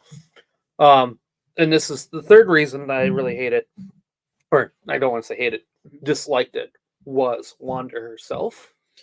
There was no communication with what happened at the end of WandaVision going into Multiverse of Madness. I felt like WandaVision, I didn't need to watch. I loved it because I didn't feel like I had to watch WandaVision, but the fact that I watched WandaVision and she accepted the fact that she doesn't have her children. Yeah, and then that kind of 180'd again. It's like, like, why are we rehashing this? Here's the original pitch for Multiverse of Madness, though, was Doctor Strange and Wanda going through the multiverse together, not against each other, but them two having to fix what the fuck she did with WandaVision, how she was breaking the universe. Well, remember the time there was a huge rumor, and it was going everywhere. Was Spider-Man? Remember what the rumor was? Spider-Man was going to get lost in the multiverse. Do you remember that one? Yeah, I remember hearing that he was going to. That'd be kind of cool. Another universe. Should we talk about what we talked about yesterday? Talking about Spider-Man in the multiverse? Sure. We were having a conversation about Spider-Man 4. Yeah. And we said, they should make a Spider-Man 4 with Tobey Maguire. It should be first scene, knocks on the door, wants to see Mary Jane. Mary Jane goes, "Who are you?" Because that spell affected everything. Every Spider-Man. I don't think it affected them. I think only the MCU, the main Earth MCU, Peter. But I don't think it went that far. How crazy would that be if that was what it was? I'd be surprised. I'd say, all right, so we're going back to the Peter, MJ love thing again that we've seen for 3 movies fucking straight. But why not have it be? I preferred him be older than married. Yeah. Then maybe have a kid. Or, hear me out. Yeah. He goes back. He says, listen, I have a crazy idea. I went through this trip because, they just go to the moment they left. So it's not even affected really. Yeah. So if he left during the first Spider-Man film, which that's where he got taken out of his universe, she still wouldn't technically know his identity until the Upside Down Kid. And then it's weird because he's not taking the moment out of that moment in time because he's older and he talks about all the other stuff that he's gone through. So he's a grown Tobey Maguire. My thing is that you have that opening scene. It's like, well, who are you? I'm Spider-Man. I'm Peter Parker. Realize, oh shit, that whole multiverse thing. I now have to travel the multiverse. And I was telling him yesterday, I was gonna say throw out the scene, just to have the kid. Have the kid. I would love to have the kid. Yeah. Well, and not knowing that her dad is. Well, my thing would have been, you could easily do, that's what I was going to get at, is he comes back from the thing and she goes, hey, where were you? Like, for a few hours. Like, what were you doing? Yeah. Like, and he's like, well, you're never going to believe this. Yeah. I went through the multiverse. I'm in 2 other versions of me. We had to fight everyone. Norman Osborn was alive. And she's like, a joke after all these years. Like, where do you come up with this stuff? Like, just like not believing him. And he's like, okay. And then it's fine, like, don't believe me. Oh. Yeah, fine, just don't believe me. But I can climb up walls and like swing on webs, so it's like not like like it could be something like that, like just funny. Like talking about like, yeah, fine, don't believe me. There was a moment in the Daredevil TV show where, like, I guess it was Kingpin going, after the invasion. What do you mean there's this guy that stopped you? He's just a human. Like, there's no special humans. I'm like, dude, you just had an alien invasion like 1 year ago with a guy who flies around with a hammer. This could be anybody. Well, at least Luke Cage did it right, where like the villain's just like, you know what? I don't know what the hell's going on. Here's my bazooka. But no, it could just be he's like, oh, I went to go where I saw Otto again. Mm-hmm. He was okay. He talked to me about just one thing, but he never tells us what he talked to Otto about. Mm-hmm. Cuts to 1 year later, he has Mayday. Mm-hmm. They they got everything straightened out. They're happy with they don't have their like patches anymore. He never tells Mayday he's Spider-Man, but he still does Spider-Man on the side. Yeah. And she always just asks like her like Mary Jane, her ma, how come Dad's never home to watch Spider-Man on the news? They can't ever piece it together until like the end, like how MJ did like at the end of this. Like it would just be funny, like a nice little like callback of like, and then she could be like, like I remember doing that or something. Yeah. And she'll be like, huh? Oh, never mind.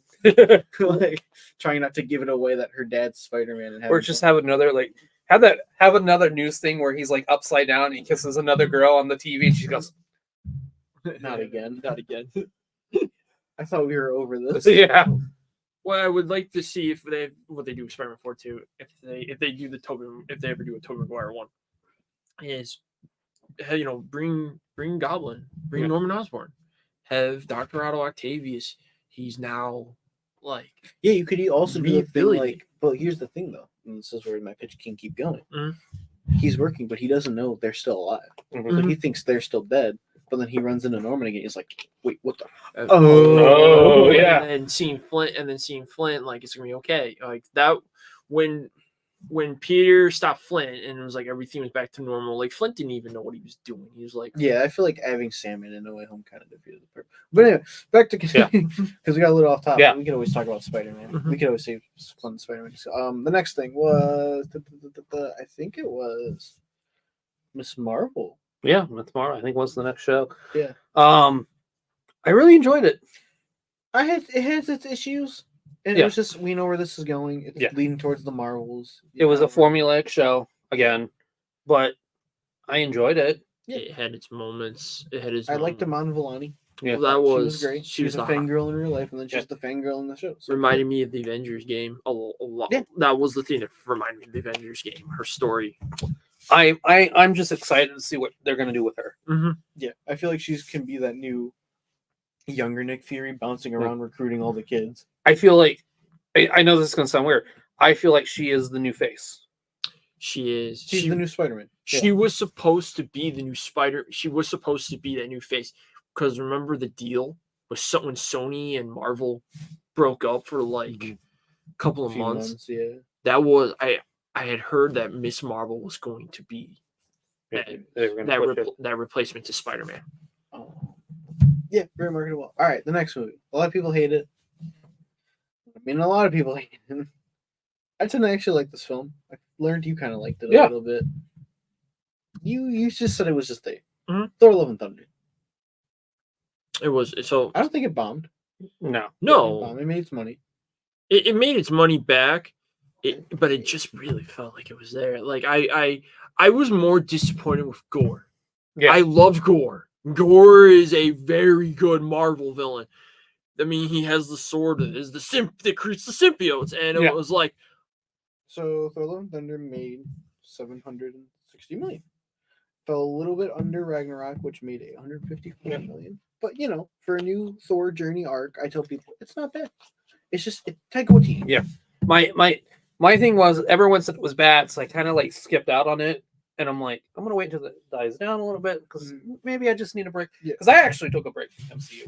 Yeah. I think like after Doctor Strange, because I didn't see Miss Marvel, I didn't see really Moon Knight right away. It's like after Doctor Strange, I was like, I think I'm just done for a little bit, and then I forgot what movie came out. Wakanda Forever. No. Yeah, we'll talk about that one. Maybe it wasn't that. It was just like I was getting ready for Deadpool and Captain America. So I'm just like, let's sit down, let's binge watch all this stuff. So I watched Thor with a very open mind because and I enjoyed it. I understand the criticism for it. Yeah. I think what TD did add too much humor into it. I think Thor was a little bit too stupid, but you had a great villain. Mm-hmm.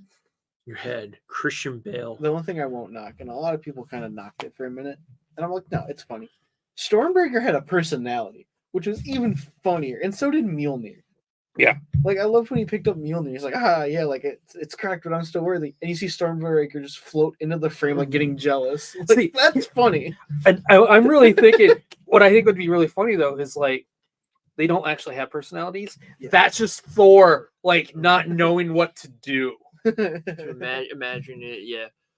But I loved the Mighty Thor. I loved Natalie Portman. Natalie Portman was great. I really felt like it was her redemption from Dark World. Yeah. I really felt like they were going to keep her. Well, here's the thing. She's in Valhalla. Yeah. She can come back a Valkyrie.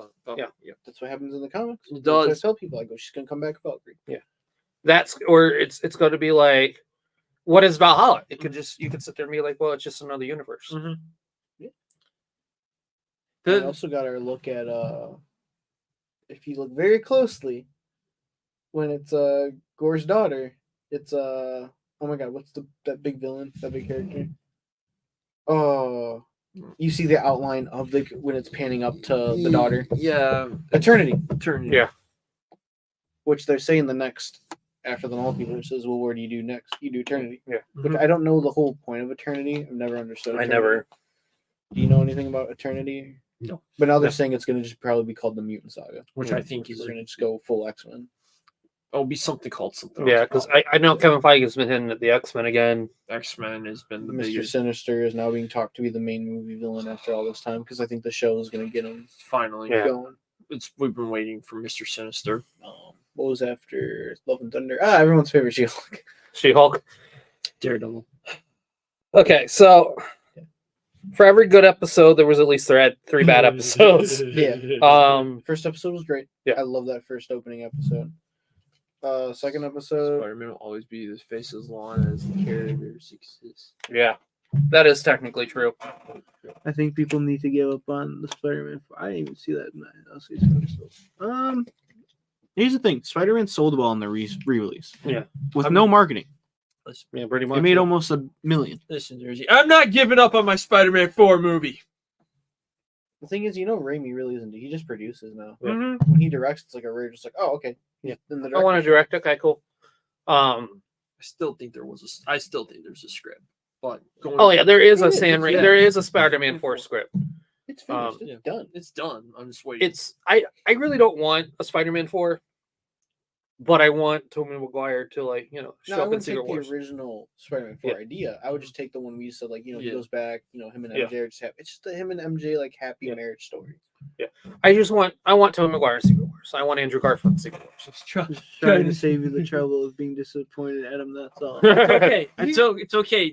I have been disappointed all my life. I'm not getting a Batman Beyond movie. It's okay. Listen, you could do the whole story of quickly on Spider-Man 4, and then we'll continue the talk of what was it? Just the trying to balance work life, superhero life, and being a dad. Mm-hmm. That could be the perfect Spider-Man story. We're seeing it right now with Ultimate Spider-Man. I love it. Have get Raimi on the phone. Say, hey, we want to bring Jonathan Hickman. Let's see how he can write this script. Let's see if he can adapt what he's doing now. Let's turn it into a movie. You don't even have to have a villain. Just him trying to balance everything. I just want. I think what Marvel should think about doing. No, it's the other way around. There's no ask. Bring back Marvel. Aquaman now. Didn't move it. Why not do a Marvel spotlight? Yeah. With Tobey Maguire or with Andrew Garfield, or bring back film shorts. Have it be right before a Marvel movie, and it's just here's Andrew Garfield. What's he up to? That's one you don't give me hope on either. I have a couple movies. I think I think he's done. They would be stupid not.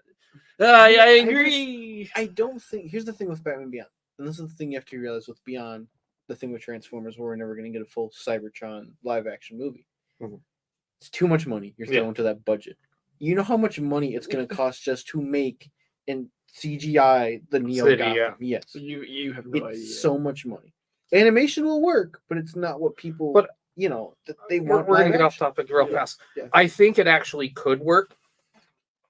The Amazing Spider-Man 3 ain't happening either. I Yeah. think that one's Okay. just long gone. But why not? I'm going to use Detroit as my example. You do Detroit and you add a little special effects. Like you have be a rundown city because it's still Gotham City in the future. Yeah. I'm sorry. That city has been blown up how many goddamn times? The thing with Batman Beyond is I don't want it live action. I actually really just want it anime because I feel like Into the Spider-Verse is like that perfect animation. That- It will get a lot of people. It will get the people in the seats, and will it do good in the theaters? It might. It will most likely do good on streaming. My whole issue is Same with we Spider-Man. can save this for like a DC roundhouse. Just, we'll Yeah. talk about DC. I feel like that's the next one I'm going to do next because Yeah. I actually have a lot of people want to talk about DC. Mhm. My whole issue is you're thinking of Elseworlds again. You're shooting yourself in the foot like DC did. Focus on the universe you want to do first, then go dive into Elseworlds. You're You- jumping the shark. You too either many need to times. just focus all on Elseworlds or work on a cinematic universe. And I think at the end of the day, Someone hasn't seen Blade Runner, but Blade Runner bombed the original Blade Runner. so And did 20 Blade, and so did Blade Runner too. Yeah, and Blade Runner 2049. Yeah, 2049. Yeah, didn't Something like feel that. hot either. Well, one I last mean, off. it's critically Yeah. loved, but Yeah. Well, didn't make money. last off topic about this whole thing is that you do the continue your DC universe. You finish the Batman because there's no way they're going to do a Joker. If they do a Joker 3, I'll be impressed. Yeah. But you could fill out that Elseworld story and just go, hey, we got a live action, or not live action, we have an animated PG-13 Batman Beyond movie.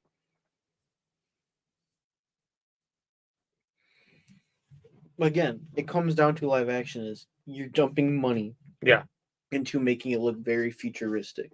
That's where your budget's gonna go. So you couldn't even you'd have to find someone who's a no name for Terry McGinnis. Mhm. Which is fine. That's Give I'm me fine with that. give me the voice actor. He's too old now. Still give me the voice actor. Yeah, he's too old if you're doing live action. You'd have to maybe get Yeah, no. might just have to be I don't know how you're gonna like this choice. Timothy Chalamet. Oh, I'm Terry not, McGinnis. no, already 100% on that. I would be up for that one. It's that one, and it's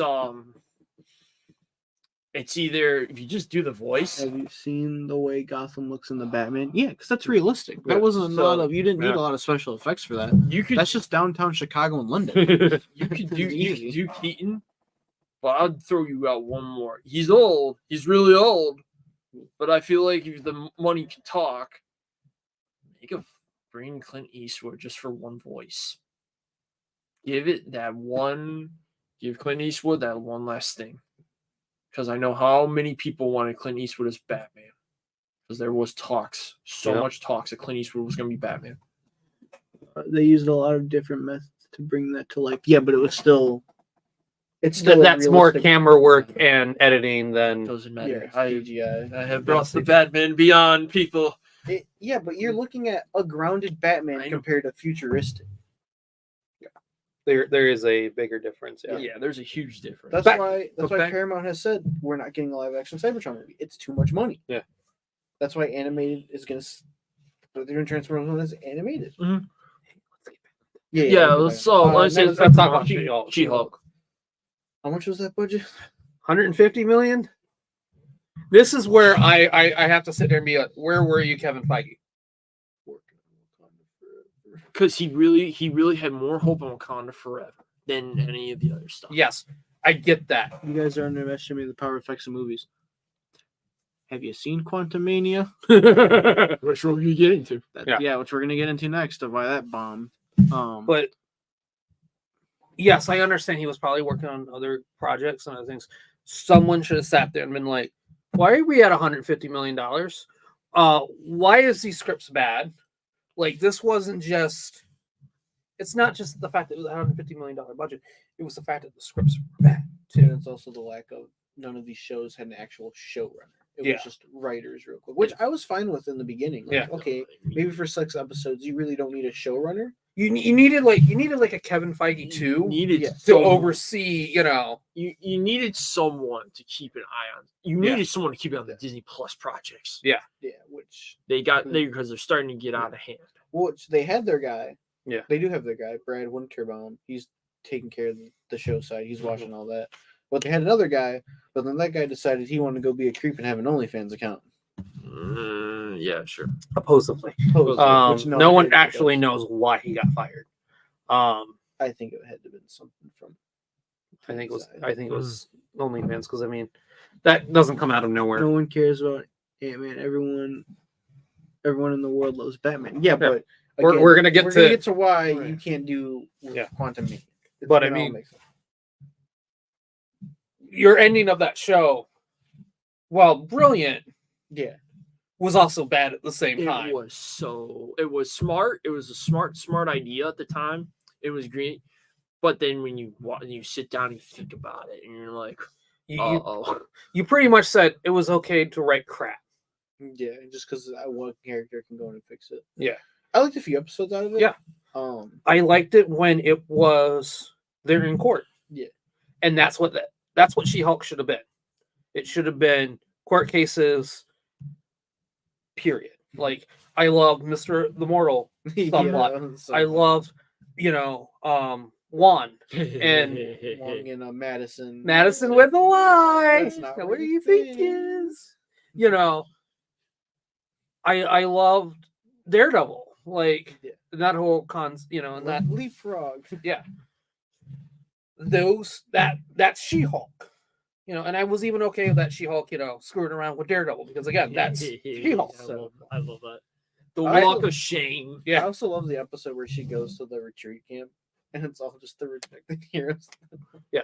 Like there were moments, but it should have just been she's a lawyer taking on cases. It should not have been about her personal life. Yeah, because Kevin Feige did say you don't know what characters are gonna show up. Like he made it seem like I really wanted. I think you'd be in agreement. Howard the Duck should have showed up in the show. Yeah, that was a big rumor. It was supposed to be Howard the Duck, and I think it'd been really interesting because where does Howard? You have the ending of Endgame where everyone goes back into the portals, but Howard the Duck didn't get there fast enough, so he's stuck on Earth. He's like, and he can't do anything because he's an alien. He's a walking, talking alien duck. And it's like, well, what rights do I have? Hey, She-Hulk, how you doing? How you doing, babe? Actually, talk about Howard the Duck. I genuinely believe that should be that should be the Howard the Duck movie where he's like, everyone goes to the portal back home, but Howard the Duck stays behind. Like he actually gets he trips and falls, and he misses the portal back home, and he's just like, I want to go home. Crap! Oh, this child's mother's gone missing. I guess I gotta go help her. And it's just it's a mystery with Howard the Duck. And I have I have 2 great post-credit scenes for it. One is it's Howard the Duck. There's Nick Fury. It's like, so I heard you're bringing the team together. No. But no. But unless you want to be eaten, shut up. And then the other one is, I want to have it be the ending where Howard the Duck is this great hero, everyone recognizes him, and a TV producer comes up, we're gonna make a movie. It's just George Lucas. Yeah, it's like George Lucas, and it's just he goes and sees the movie, he goes, what the fuck was that? Adam shaved. OMG, it's Superman or Clark Kent. So, those are my fan projects for Howard the Duck. All right, the next. God, a lot of people were hyped for this movie. I was 100% hyped for this movie. You showed me a post-credit scene I had my hopes for. Well, yeah, because they said that was true, and then the photo, and I was like, no, what? I think it was the dude who got fired from 97 who reversed that decision. Which, good. For that decision, you'd be a dumbass to reverse that decision. What made you in your right mind reverse that damn decision? Yes, I did, Shave. Thank you. Wakanda Forever. People were sad. People were hyping this one up. I said, doesn't feel the same because we already know where they're going. They revealed Shuri in the trailer that she was Black Panther. It's like, okay, so you're trying to make her like T'Challa when she's nothing like T'Challa. She's the smart, sister, tech sister, but now you're making her the warrior, like rage, I gotta go kill Namor. It's like, so you're following the same Marvel formula now. Like, you had the idea with Shuri, and then you just face planted with it. And this is Black Panther Wakanda, again, brings up this issue of it's not a Black Panther movie, it's a movie that's setting up other characters. It was Ironheart. Which, my other issue with Wakanda Forever, and I think some people actually agreed with me, they rushed the funeral scene. Yeah. They rushed that scene. I don't care what anyone says, they rushed the funeral. I felt like there was no tribute, because it was supposed to be all about Chadwick Boseman's tribute. I felt no legacy on that whole thing. And I was like, this is a movie about Chadwick Boseman. This is not supposed to be the, it's supposed to be the next year, but it's supposed to be about the legacy of Black Panther. Which, how you do that? You make Wakanda itself feel like a character. Yeah. Like, they're all angry. T'Challa is gone. Their king, who already took over, who then disappeared for 5 years, is now gone. And dead. It should have been like how, I'm going to use this as an example. It's the best example. After 9/11, how New York was done in Spider-Man at the end. They were angry. They were pissed. You mess with one Wakanda, you mess with all of them. Okay. That's what it should have been. It's on Wakanda trying to deal with, should we announce ourselves to the world now that our king is dead? Should we still be hidden, or should we actually be more with the world? So my thing that the thing that I was very upset with Wakanda Forever is I still think we should have had someone dress up as Black Panther, had a great action-packed scene, and someone either the king was getting sick or got shot. I felt like could have given us that one big action Black Panther scene to set it up. But I do feel the pain of Shuri. Yeah. Of how she couldn't save her brother. Mm-hmm. I get the rage and anger, and I love the little twist after when she takes the formula. Killmonger. It's Killmonger. Mm. That movie had so much potential, but I think they should have waited. And then the other thing too, then you go and kill off Angela Bassett too, and it's like, how do you feel like getting killed off in this movie? Like, come on. They could have kept her. Yeah. They could have kept her for the third. If I was Ryan Coogler, I would have rewritten that and said, hey, we're gonna keep you and not kill you off. Yeah. Let's talk about this. We got 3 years. Good. Okay, let's talk about this. Was Shuri the right pick, or should we had just gotten a recast? Recast. 100%. And it wouldn't have been nothing because the family said yes. Because here's the thing: at the end of the day, you need a T'Challa. Yeah. And here's the thing: Chadwick Boseman flat out said, "Black Panther is a hero for the kids. Mm-hmm. There should be somebody there." Black Panther. Here's my thing: Black Panther should have been the face. Should have been the face of Marvel for all those, for that hype. Yeah.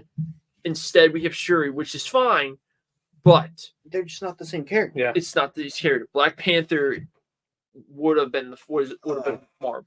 Chadwick carried Black Panther 1. Yeah. Yeah. He did. He carried that first one. Yeah. But at the end of the day, it should have been the Black Panther. Yeah. They could have continued on the story. And there's more than just T'Challa as Black Panther. You have other characters. Like, I would have given, to be honest, I would have just given M'Baku the Black Panther role. Yeah. Because it seemed like they went back to being one combined Wakanda nation, that he wasn't separated anymore. I want to. What did he say? Black Panther just feels empty and soulless without. Yeah. Yeah. Mm-hmm.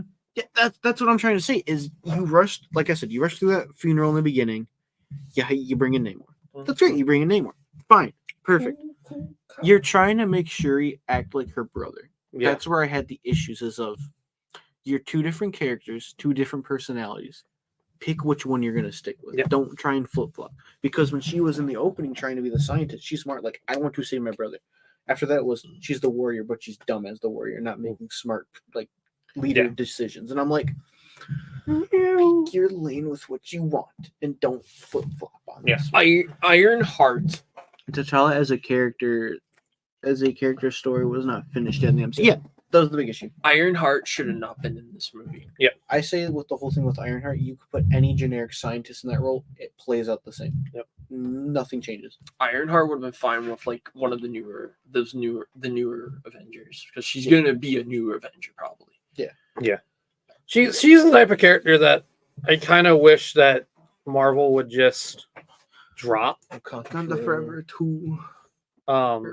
It didn't really sell when she first came out, and they're still trying to push her. It's like it didn't really work. Again, you replaced Tony Stark with that was the big problem. a girl who apparently has the same levels of intelligence as him. And that should have been At that point, just bring Sheldon Cooper into the damn MCU. No, what they should have done, Moon Girl. Yeah, Devil Dinosaur. Yeah. I want them to make their debut in the MCU. I've heard the cartoon is really good. Yeah, that's what I heard too. People love it. Your kids loved it. No, you should just Prince as well. should have brought Dr. Hynes too. Kids can make Mr. Fantastic. Yeah. But all right, the thing I said to Adam, this is why it pissed us off. Dr. Doom was supposed to be in this movie. Latveria was supposed to have a presence at the end going, "Oh, hey, Wakanda, your king's dead. Cool. Now you can't fight us back. Because now we want vibranium for us. I want it for my suit." That's what I have envisioned that it was going to be like. Hey, this leader's now dead. Doom's sitting there going, all right, now that Wakanda's kind of worrying about their king dying. Yeah. Now it's Latveria's time to rise up. Like from the shadow that we were in. It was the perfect character to set up. I just love the character of T'Challa too much. I think I'm just salty. No, you're perfectly fine. Yeah. No.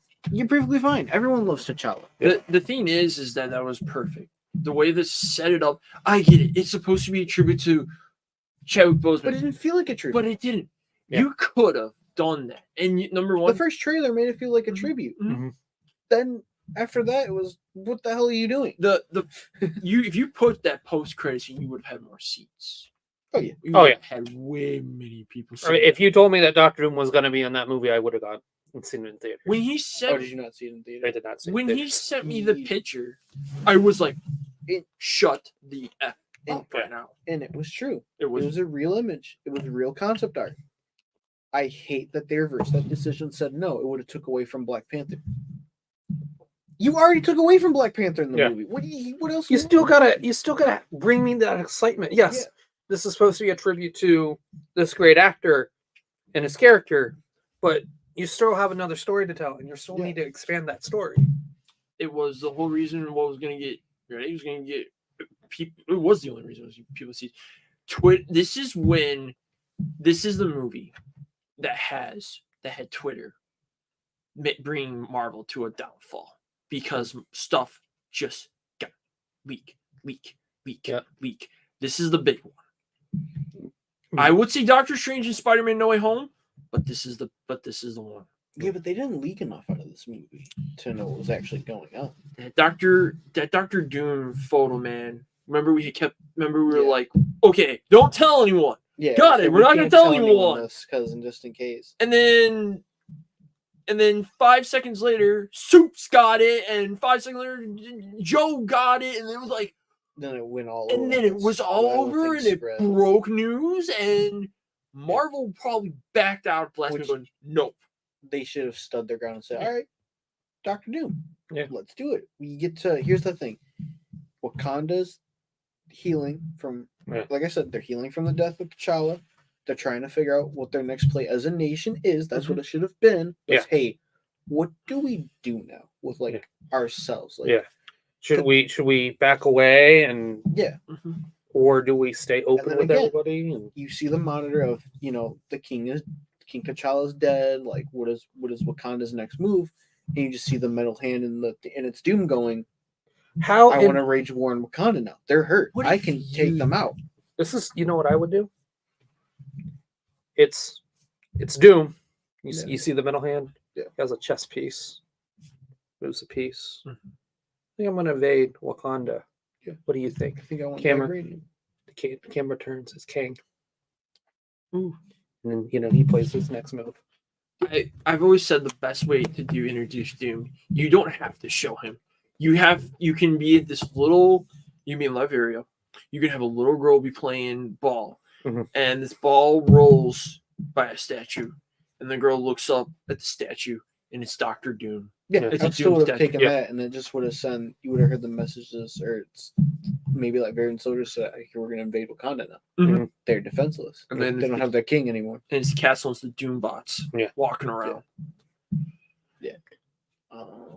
I'm very curious how they're gonna do Doom at some point. Yeah. It's because it's weird. It doesn't even sound like the Fantastic Four it's going to be Doom. It sounds like it's going to be Galactus Yeah. and Silver Galactus. Surfer. Well, now the newest rumor leak that came out is after they casted what's her name as Silver Surfer.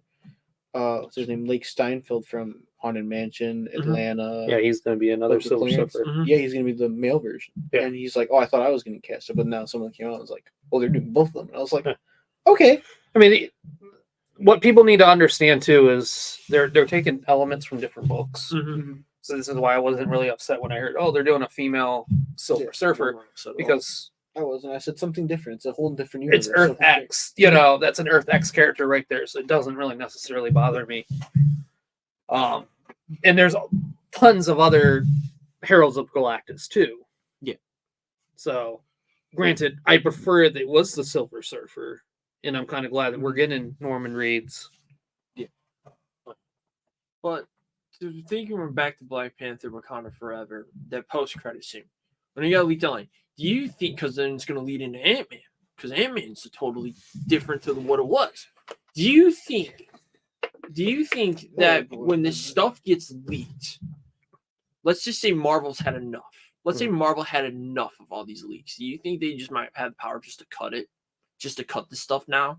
Just to make sure the fans make sure it's not what it is? Here's the thing, though. That's a tough one. That really is a tough one. Because at the end of the day, you're shooting yourself in the foot saying, we're not going to give the fans what they want because they know too much. Which that's going to happen with any movie. Yeah. You're going to know stuff. Anyway, they're going to try and keep a secret. Well, yeah, but okay. So like, let me ask you this stuff. When Toby and Andrew leaked, what if Sony and Marvel said, how about we're going to just cut this from the movie then? You guys don't get this. No. The same concept. Mm-hmm. Yeah. Got leaked out. Hey, we have the power to cut this. They got too nosy and wanted to poke around. Yeah. But leaking was a thing, but leaking had become, but it just started becoming leak. Yeah. It's still doing that. Well, I know it's doing that. And that's one of the reasons with Marvel. It is. And that's why I really don't, I'm going to flat say I don't really talk to you guys because you guys post the leaks to me and I'm like, which I've stepped away from that now. I'm not posting it. I mean, granted, this is, I'm on a flat say because I act like this is our second job. Yeah. So it doesn't really necessarily bother me that, we hear these leaks because it's part of our job, part of our business. But, I don't want to hear it. Yeah. That was the big thing. We pissed a lot. I will say this: we pissed a lot of people off with that Spider-Man picture. Yeah, that Spider-Man one got out of. But the big issue that I really have with all these leaks is just like one leak comes in there and it's like 30 other leaks are in there, and they're like they sound real, but now people are not shutting up about these other 30 leaks. That it's the power. It's becoming the power of TikTok. Yeah, I'm flat out to say it. Yeah. It's TikTok.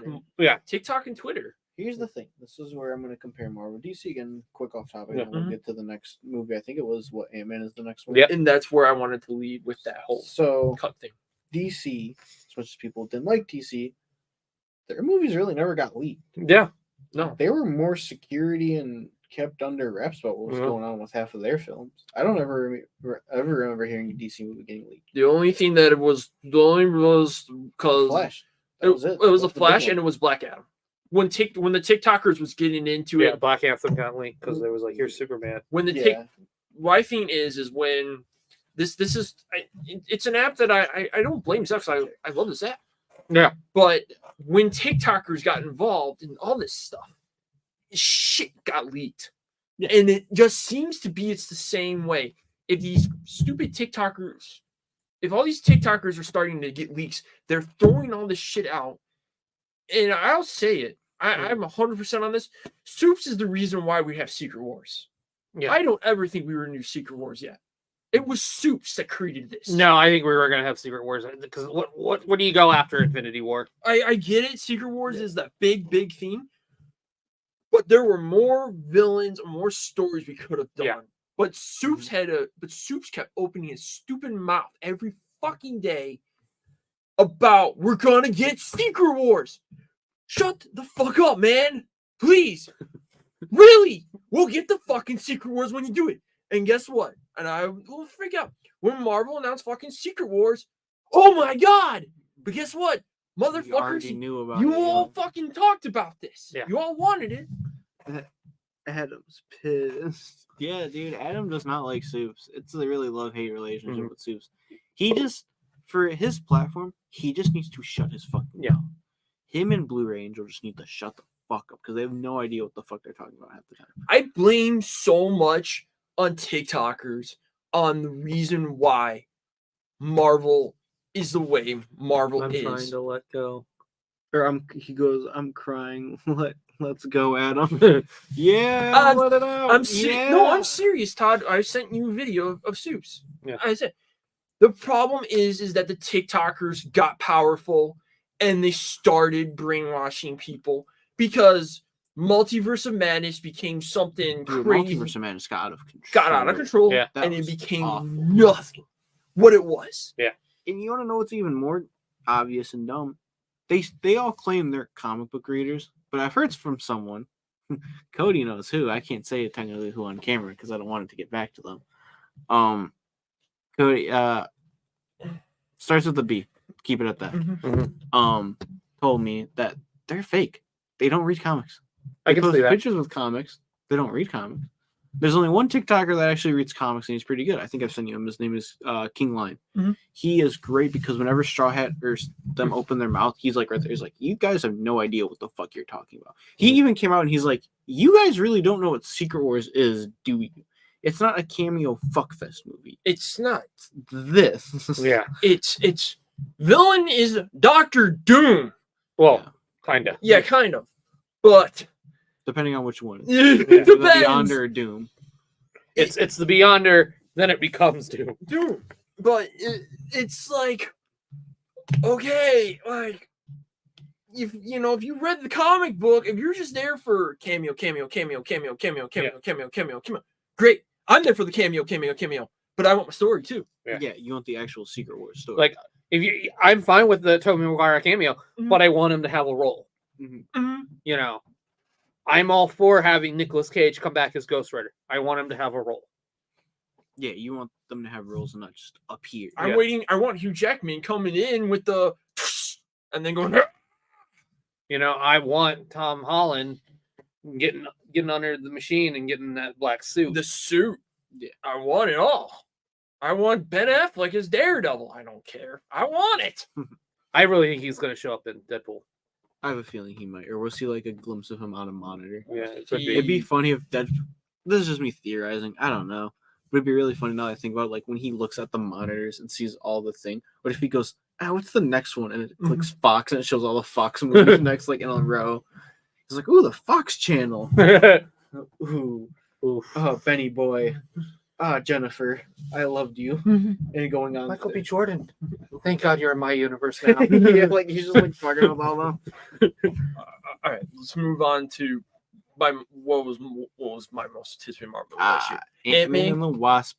Quantumania. This movie had potential. Yeah. Quantum Realm. Kane. Bill Murray. Bill fucking Murray. Kind of joking on that one. That one, I didn't really care if he was at. When I heard he was at, like, okay, that's cool. The idea of the villain could win again. Yeah. I love when the villain wins. But, nope. And my favorite, Modi Doc. Don't even get me started with Modoc. I don't like the fact that, like, the producer came out and was like, what did you expect? He's a floating head. I'm like, no, it was the writer. Oh, it was the writer. The one who I think it was like there was the writer and the directors is like, what are you expecting?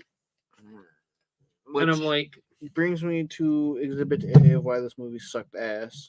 I don't care what Nate said. It's not TJ and them, they all like it. I fucking hate this damn movie because I was like, oh, MODOK's funny. He's a giant head. I go, the Avengers game got him right. Yeah, and that's saying a lot because that game also failed.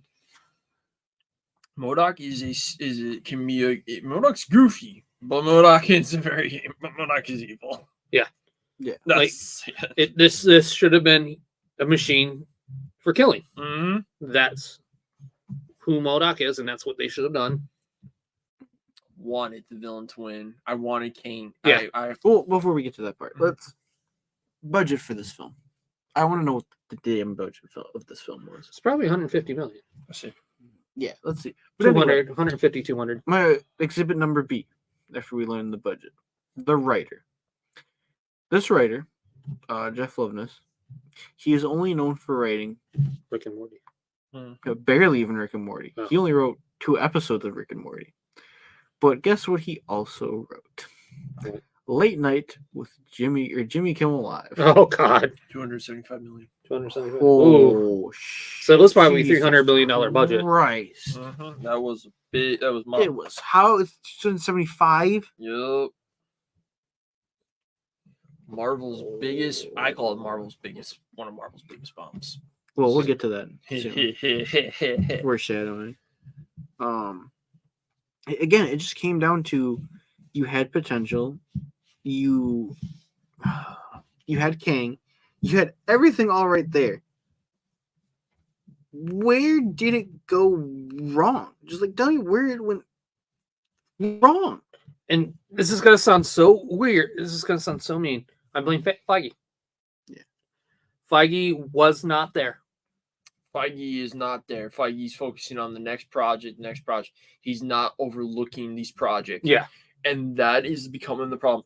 I love this man. This man gave us probably one of the coolest universes, but even he's getting tired. They need to have more people assisting. I get now Marvel's got layoffs, but there needs to be more people. And I like Bob Iger going, wait, so this is quality over quantity now. 238 episodes of Jimmy Kimmel Live.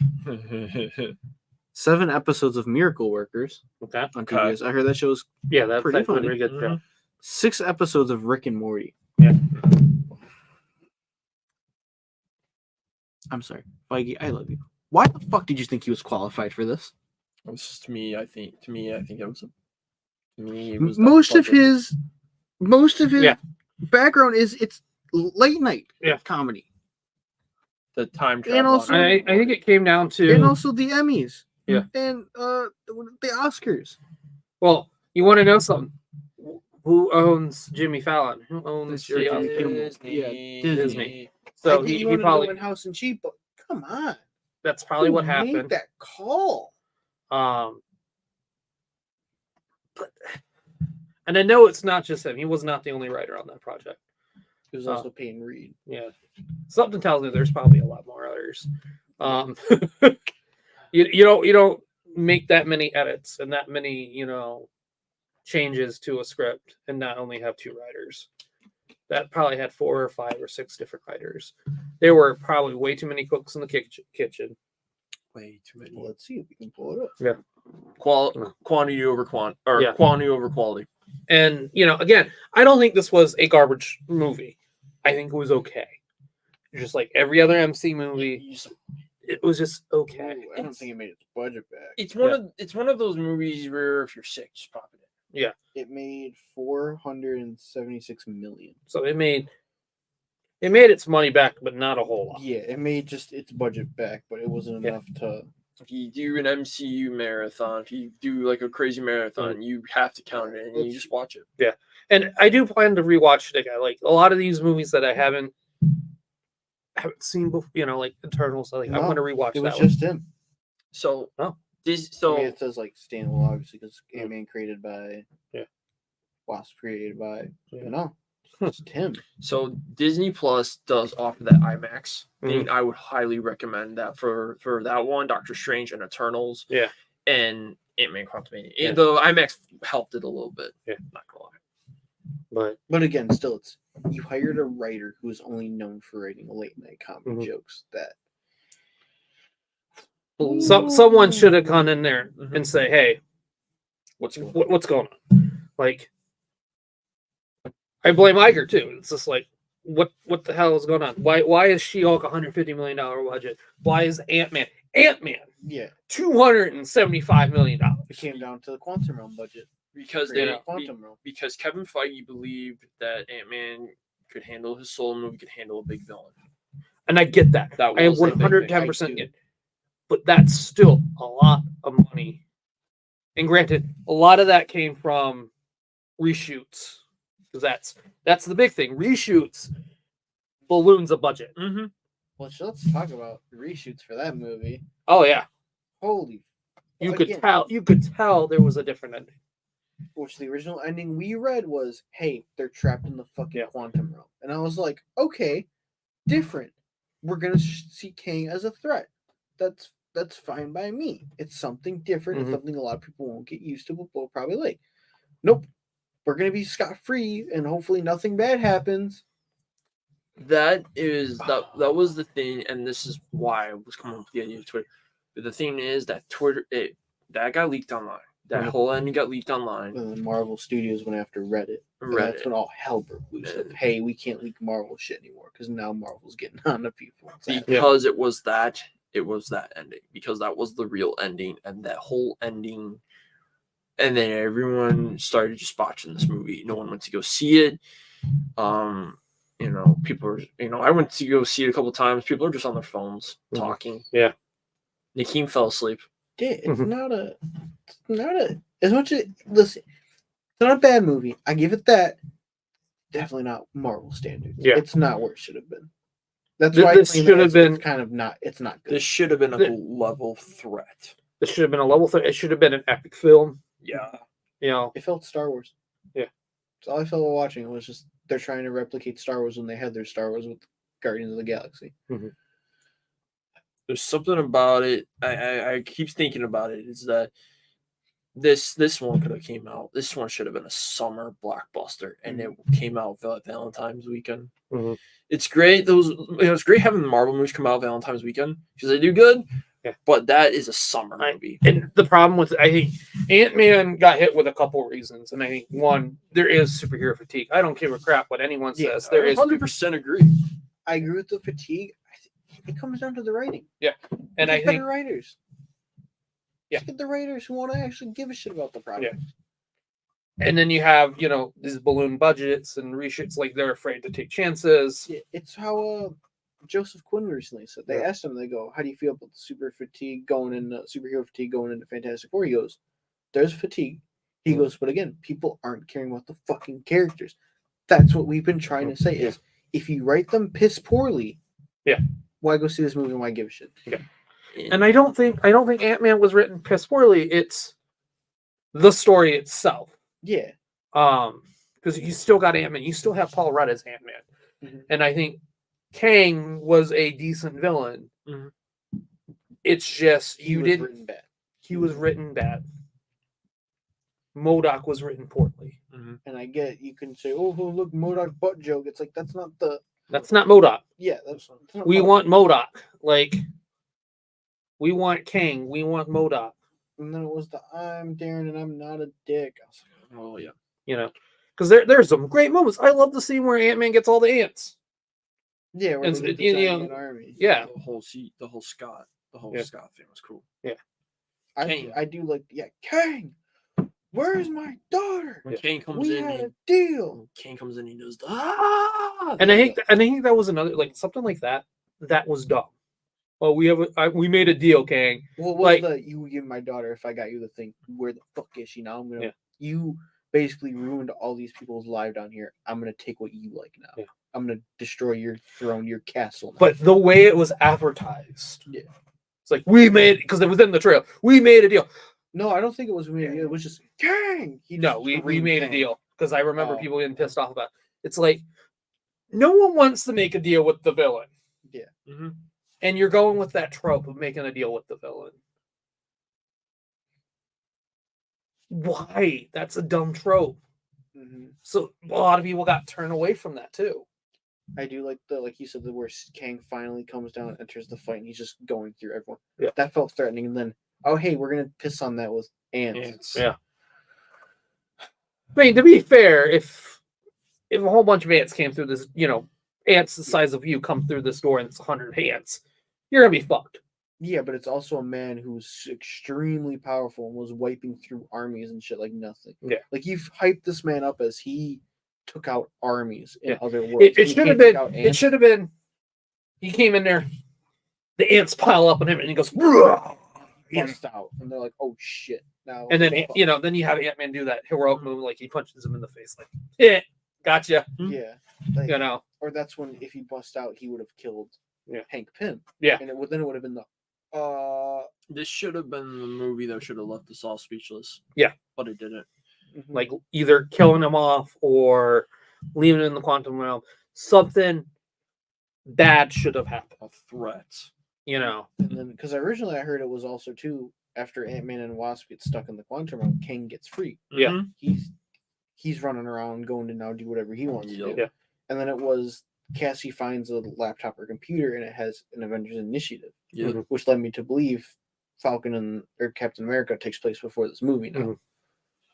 So when we lead on after that, so we have one bad Marvel movie, but then we have one great Marvel movie. Well, we're not there yet because we got to talk about probably the worst, which I'm not even going to get into. That came out TV show. No, that was before. Was it Secret Invasion? Yeah, I thought Guardians came out first. I want to say Secret Invasion came out first. Let me see. I'm gonna take a quick look because I know they did a show in between. Yeah, I think it was Secret Invasion, then went to Guardians. Secret Invasion came out June 21st. Oh, never mind. Then it was Guardians. I guess it was Guardians 3. Yeah. So Guardians 3. The last James Gunn Marvel movie. What more can we say about this film? Yeah, it's great. It. Yeah, it's great. We love it. He worked with the budget. He didn't ask for more. James Gunn.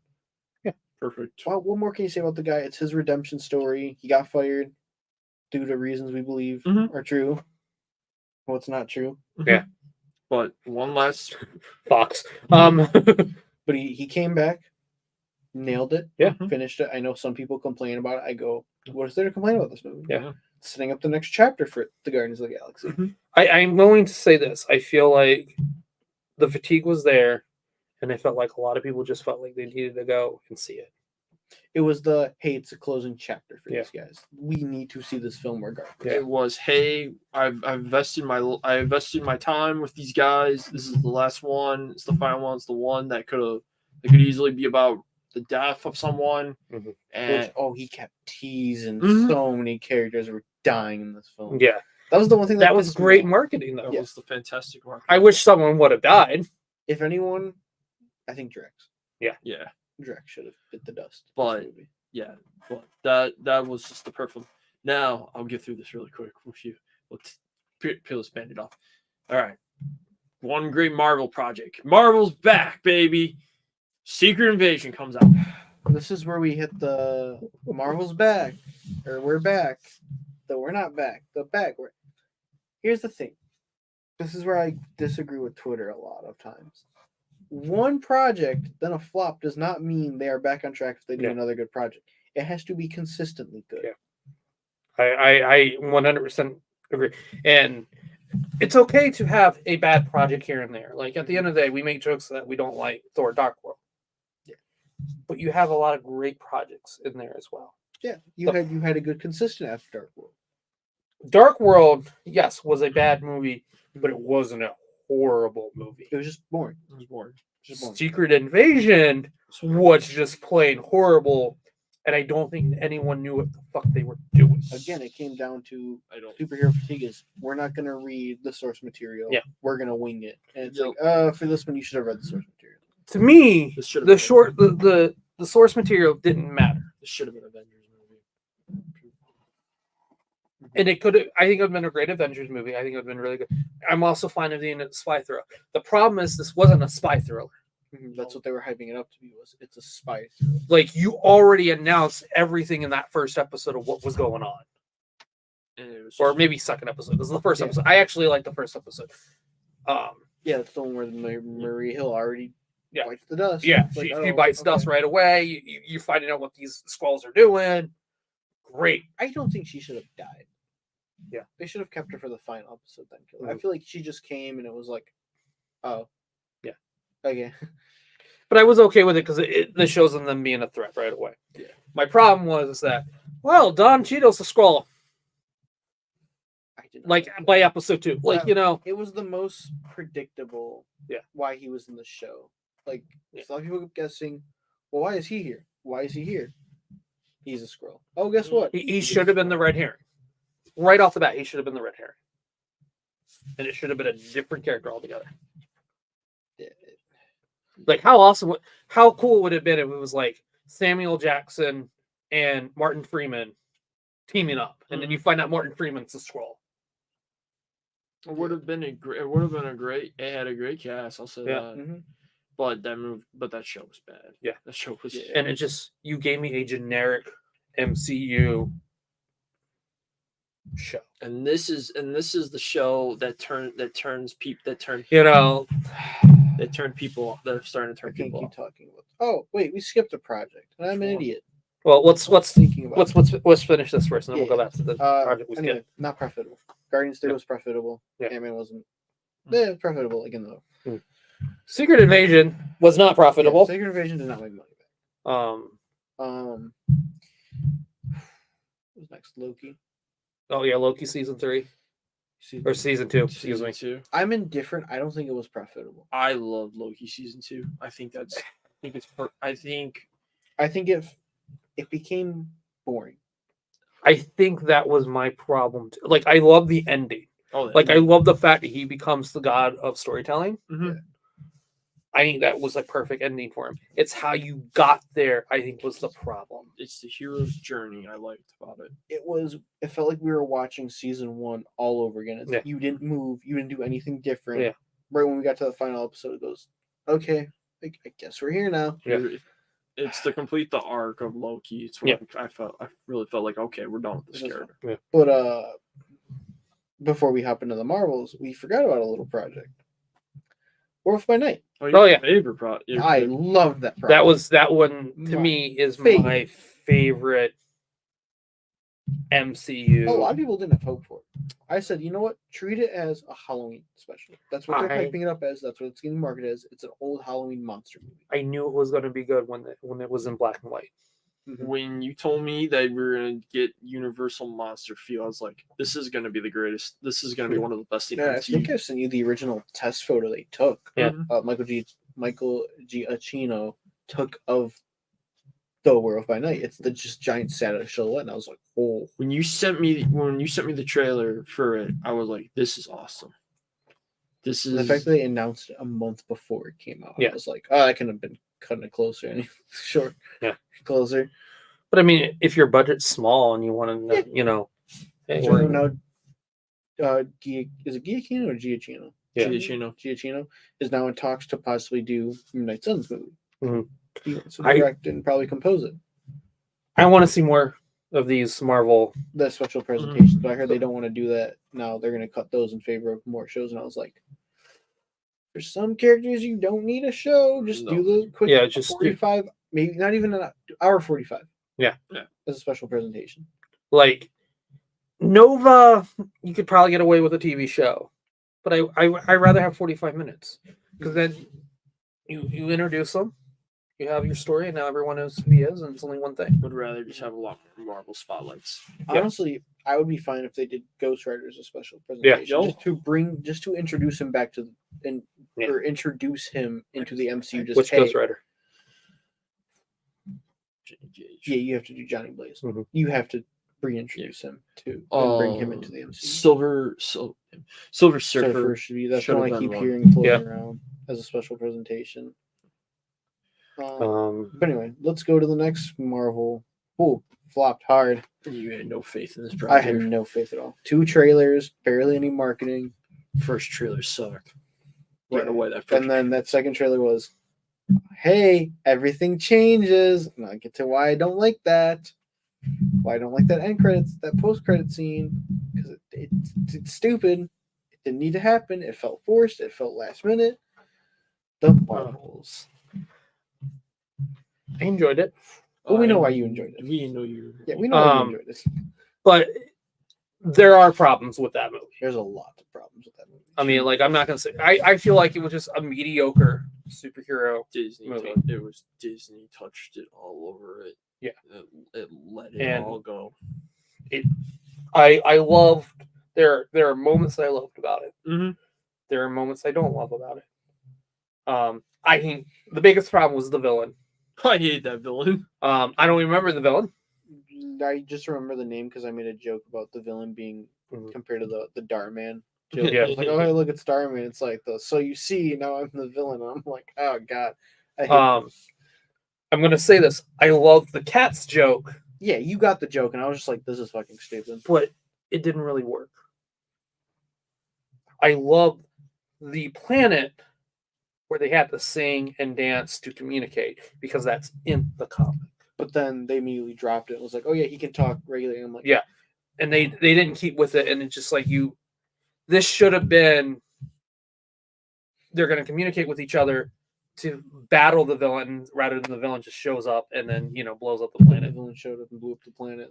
This, like what's the point then? This could have been another big one that would have great.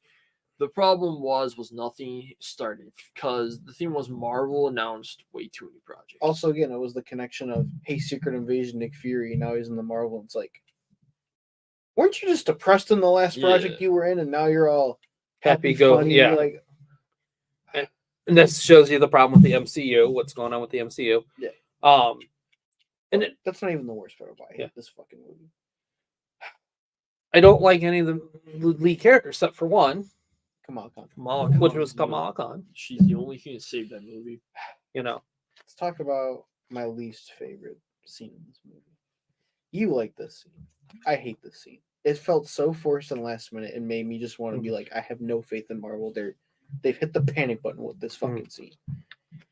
The X-Men showing. It felt last minute. I don't give a fucking. If it's a spoiler, I could care less. Yeah. Anyway, continue. With Beast showing up and God, what's the mother's mutant name in that post credits? What was her X-Men name?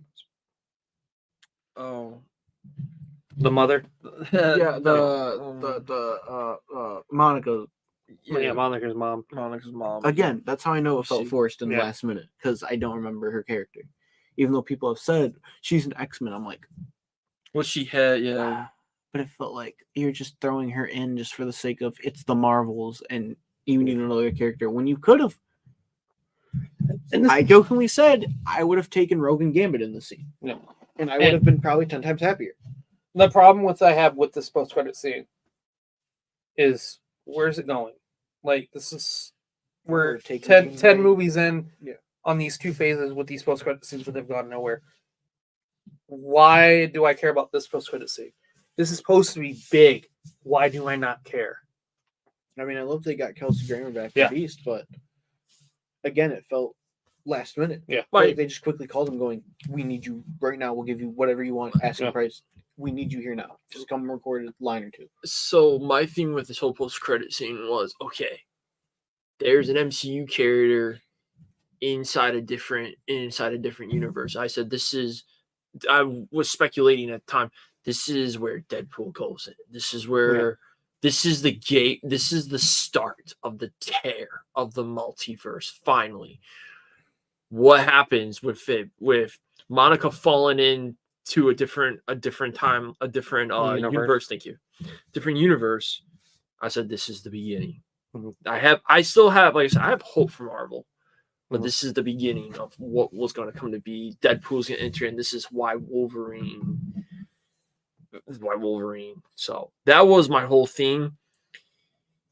I still like the post-credit scene. I mean, I didn't mind it.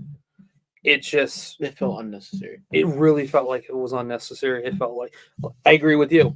It was like last minute. It really did feel like it was last minute. It's like, hey, we need to get butts in the seats. What can we do? Because let's face it, this is Marvel. It's not going to make any money. We know it's not going to make any money. It was also the trailer that hyped it up going, they're coming through, or who's that coming through? And it's like, and then they showed the X, and I'm like, fucking serious. Mm-hmm.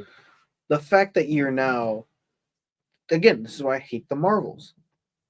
It played a Thanos audio clip that had nothing to do with the movie, and tried to make it seem like the villain is connected to Thanos in some way, shape, or form.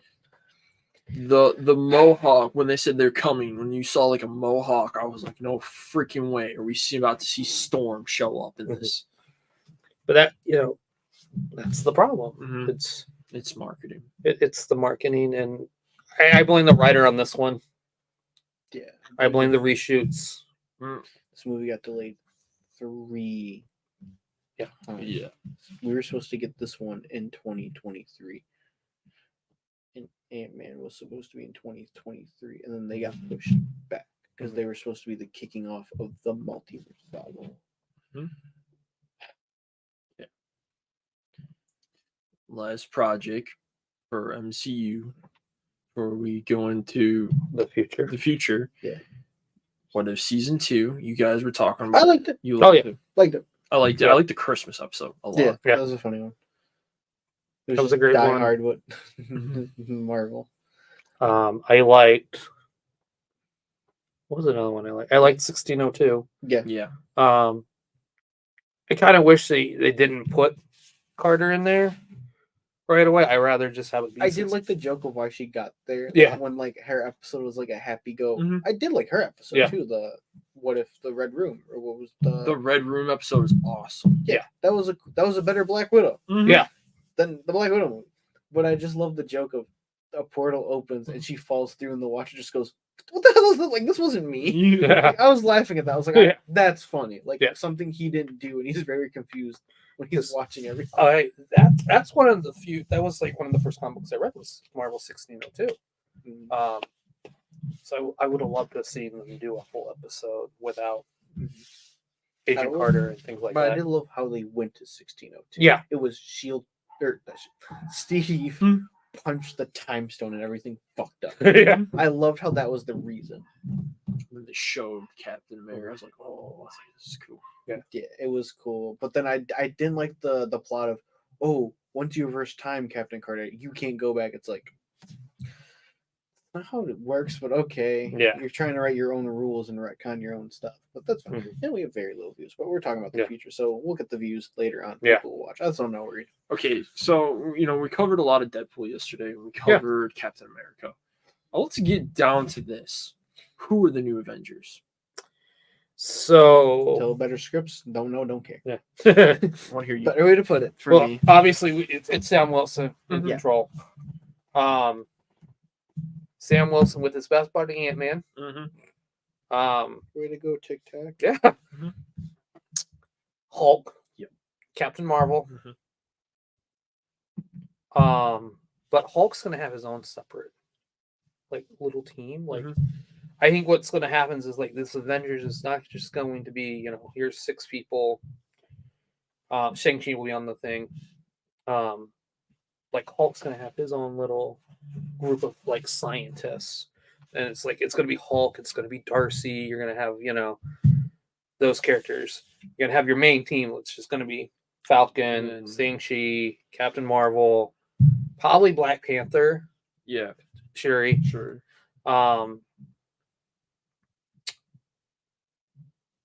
That's probably it, because you don't have a lot of people. And then you're gonna have Hawkeye Mm-hmm. training the new recruits, because you're introducing these new characters. So what I'm expecting for it is it's going to be the classic Avengers. It's Mhm. going to end up being And Spider-Man. yeah, I totally forgot Spider-Man. it's yeah, unfortunately, Spider-Man. it's going to be Captain America, Sam Wilson. Yeah, It's going figured that out. Yeah. it's going to be Ant-Man, Ant-Man. Captain Marvel. It's going to be Doctor Strange. No, it's gonna be Juan. Oh, on. Okay. Because where's Doctor Strange right now? Oh yeah, and And who's yeah. who's in charge of all the mystic arts? Oh yeah, it's true. Juan. And guess who their secretary is gonna be? Madison. I want to believe that the reason Wong is the Sorcerer Supreme is because Benedict Cumberbatch cost a lot of money to appear in other shows. Well, and Benedict Wong is like Not as expensive as Benedict Cumberbatch. So but remember, who got this? Guess who got blipped? That's why I think it all came down to like, hey, we can't really afford Benedict Cumberbatch in all these projects, but we can afford Wong in all these projects. I don't think that's the issue. It's because it's contract. It's contract things. Like these contracts with the MCU is you are being forced to make 10 films. Yeah, but what's Benedict Cumberbatch? It probably his is just probably movies only. Yeah, I don't think he signed a one for shows. Yeah, but I mean, no, it's just 10 projects altogether. I think that's what's in their contracts for everybody. Jersey thinks that Spider-Man will be the ideal. I don't want him leading. Yeah, I don't want him leading. I'll see him. I see him more into this whole Young Avengers. My thing is I can't see Spider-Man on the Avengers team. I think it's gonna be like maybe that ending where it's like I gotta have a new Avengers team. He's like, I don't know who this Spider-Man guy is. Like, I can't trust him. Kind of hitting back at everything that's happened. The whole thing is I do think the Peter Parker thing will be revealed. Of everyone had forgotten about who Peter Parker was, except for Hulk. Yeah, I think for some odd reason, I really think they're going to stick with that plot line of just like in the comics. But I don't think he's going to be the leader. I think he'll be the lead of the movie. Yeah. I don't see the team wanting Spider-Man on there because I don't know who Spider-Man is anymore. I think at the end of the day it's going to be Captain America. It's going to be Thor. I think Thor's going to show up. I think Hulk's going to be in it. I think Rhodey is going to be in this. And I will tell you, I think Armor Wars got canceled. Yeah, I heard that. I think Rhodey's going to be coming in because I think we're going to need that Iron Man. We're going to need that Iron Man. It depends on can he walk? Mm-hmm. No one knows. They never really answered that question after Secret Invasion. So I don't like Secret. That's why Secret Invasion is not good. It's just. But at the end of the day, I really do think it's going to be a crazy team. I think everyone's going to be divided. Yeah. I think there's going to be Defenders. I think there's going to be Avengers. I think there's going to be the Spider team, the Young Avengers. Yeah. We know that I just know that Sam Wilson's going to be there. I have this gut feeling it's Captain Marvel, just because she's back on Earth. Do you think She-Hulk will be on the team? No. You don't think she'll come back later. They got to figure out what to do with her. Yeah. They screwed her up. Mm-hmm. They screwed her. Do you think Moon Knight will make the team? No. They know this guy who has multiple personalities. Midnight Suns. Yeah. It's one of those things you haven't really introduced him. See, this is another big problem. I do want the joke of when he becomes an Avenger is all right. Now I can go after Dracula and get my goddamn money. Like this is the problem. It's like Moon Knight never interacted with any other character. Mm-hmm. No one knows who Moon Knight is. Mm-hmm. At least with Shang-Chi, he has that whole connection. There you go. They don't know who the Eternals are. The Eternals, I don't even think we're going to see them until Secret Wars. They said that's just on hold. Yeah. At the moment. But like the characters themselves, it's like they don't know who the hell they are, so they're not going to be part of any Avengers team. Mm-hmm. At the end of the day, it's going to be kept with Captain America. No, because she's already on the Young Avengers. Yeah. I was going to say Kate Bishop could be on the Avengers, but she's already going to be on the Young Avengers. We'll see some depth. If they're going to do anything with Young Avengers. For all we know, they could take the Young Avengers and be like, "You're the junior team. You're the backup." Mm-hmm. Yeah, I know they want to do Strange Academy for some weird reason. I'm like, they're throwing too much into this multiverse cycle. Yeah. Now you're basically pulling the DC and throwing shit at a dartboard and hoping it sticks. That's the thing is it's just team, and it's gonna go back to this idea with it's just gonna be cameo. And then it's gonna go back to who is the Avenger? Where's the story? Yeah, that's what, and that's gonna be the next question. Where do you go from here? Like at the end of the day, like what is your next Avengers movie? Because we don't know what's Dynasty. Because we don't know what's going on with Kang now. You could introduce Doctor Doom, but you kind of need extra movies with him. It's either Secret Wars is going to have to get delayed. For a while. I think it's going to get delayed. It has to. I'm starting to agree with you on Fantastic Four. Fantastic Four is going to get because they're not making that July date. They're going to be so focused on because if what Joseph Quinn's saying that they need to focus on the character. They're gonna have a hard time. Again, like you said yesterday, Fantastic Four, 3 strikes, you're out. I think that's when everyone loses hope, and it's just like why are we watching this movie?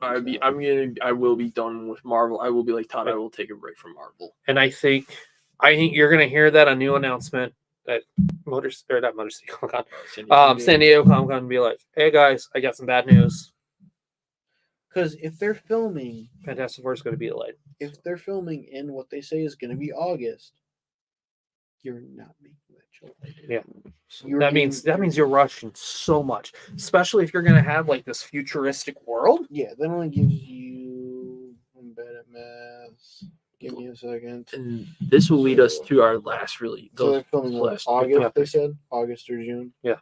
It's 1, 2, 3, 4, 5, 6, 7, 8, 9, 10, 11, 12. Is it May or July? Fantastic Four. July. Yeah, whenever Superman comes out.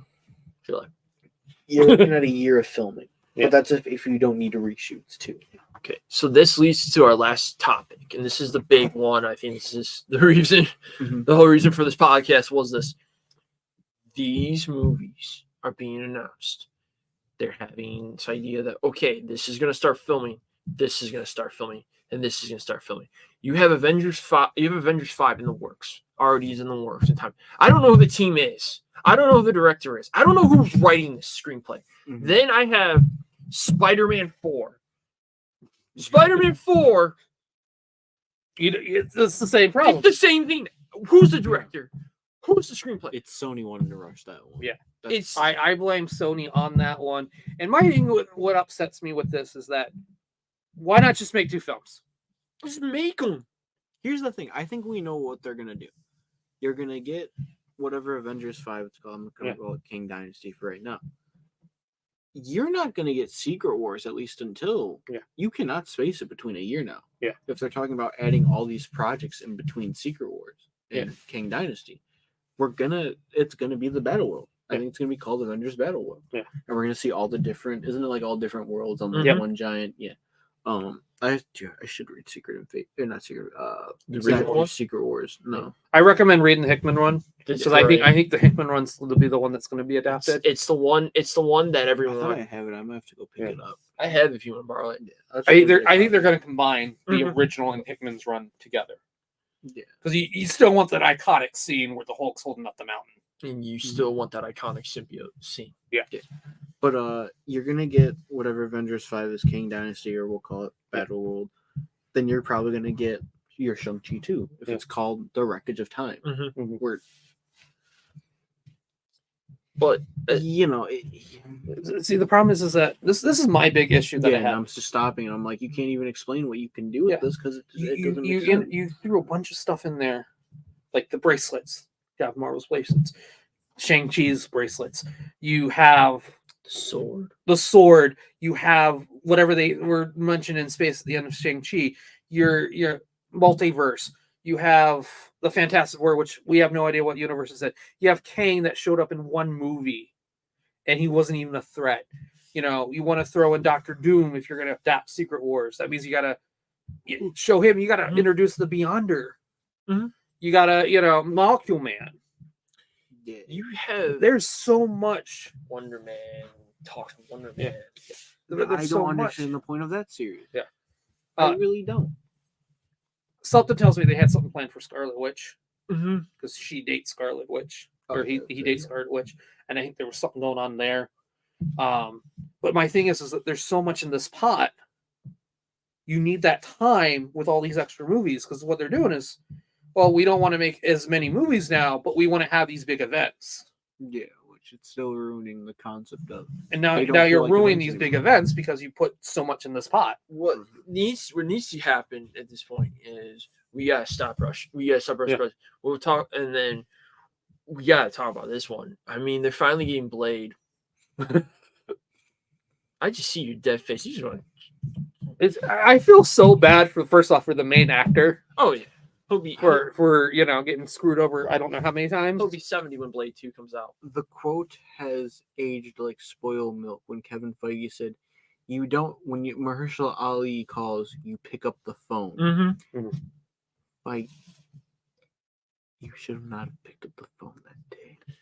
You should have said, "Hey, we have a plan. We don't know where Blade's gonna fit now in this new multiverse saga." And again, we got to talk about the elephant in the room, which was COVID, which screwed everything up. COVID But destroyed my whole Marvel. issue is too. You announced Blade back in 2019. Yeah. And guess what happened? COVID. Not even COVID. Not even COVID at that point. 2019. Again, everything that was announced in 2019 still came out. Love and Thunder came out. Multiverse of Madness came out. WandaVision came out. Moon Knight came out. Wakanda Forever, Captain Marvel 2. All those still came out. Where is your issues with Blade at? You need to find out the source of your issue with that film. Cut it out. You again, or announce that you're going to drop it. Just drop. Yeah, then you screw over Mahershala Ali, and then it's going to be like, so they screwed over an Oscar-winning actor. How does that look? If they couldn't get that movie going, because we should have already met Blade by now. Yeah, we should have already had this movie like 3 times. Blade. The fact that you are getting writers who don't know how to write this film, that bothers me. Yeah, because how are you going to do a Blade movie, but you put him in the back seat and want to focus on his daughter? Yeah, or you want to do a Blade movie, but there's only one action scene. Yeah, the whole thing is, what is Blade? Where's Blade? Give me 10 place. Where's Blade? Blade. I'm on I put in the thumbnail. I think it's too late for Blade. I don't think it's too late. No character's too late in the MCU. I think it's going to be time to start recasting though. Yeah. How about this? It's not working out as a movie. Do it as a show. Yeah. Spotlight. Or just put them in. Like I want to use this. Mahershala Ali on a TV show. He's done True Detectives. Yeah. Or I'm just going to use this as my example. Spider-Man fights Dracula. There we go. Yeah. Spider-Man fights Morbius. Oh, I need help. And side quest. Here comes Man in Blade. Here comes Blade on a motorcycle, being like,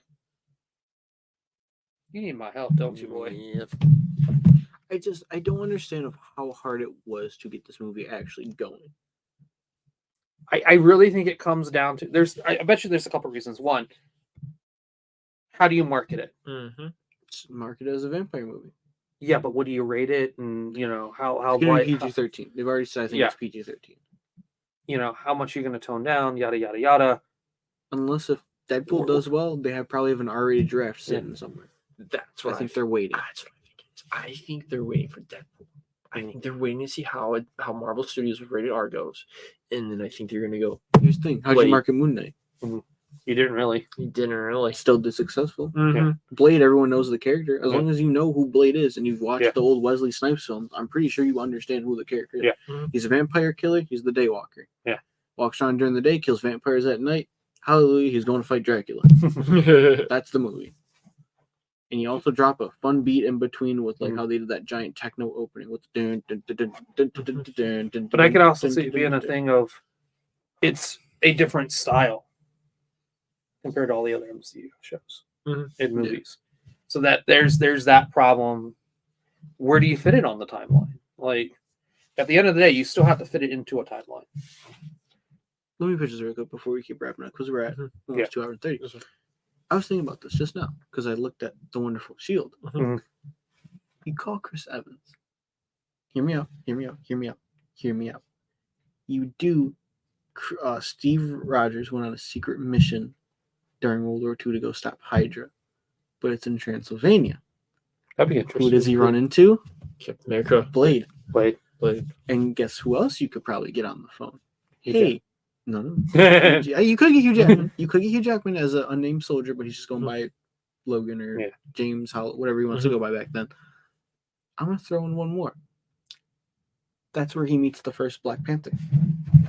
You do a Howling Commandos type movie. That'd be kind of interesting. Dracula. It's Dracula is a secret Hydra leader in disguise next to Red Skull. Yeah. You have them at the period piece.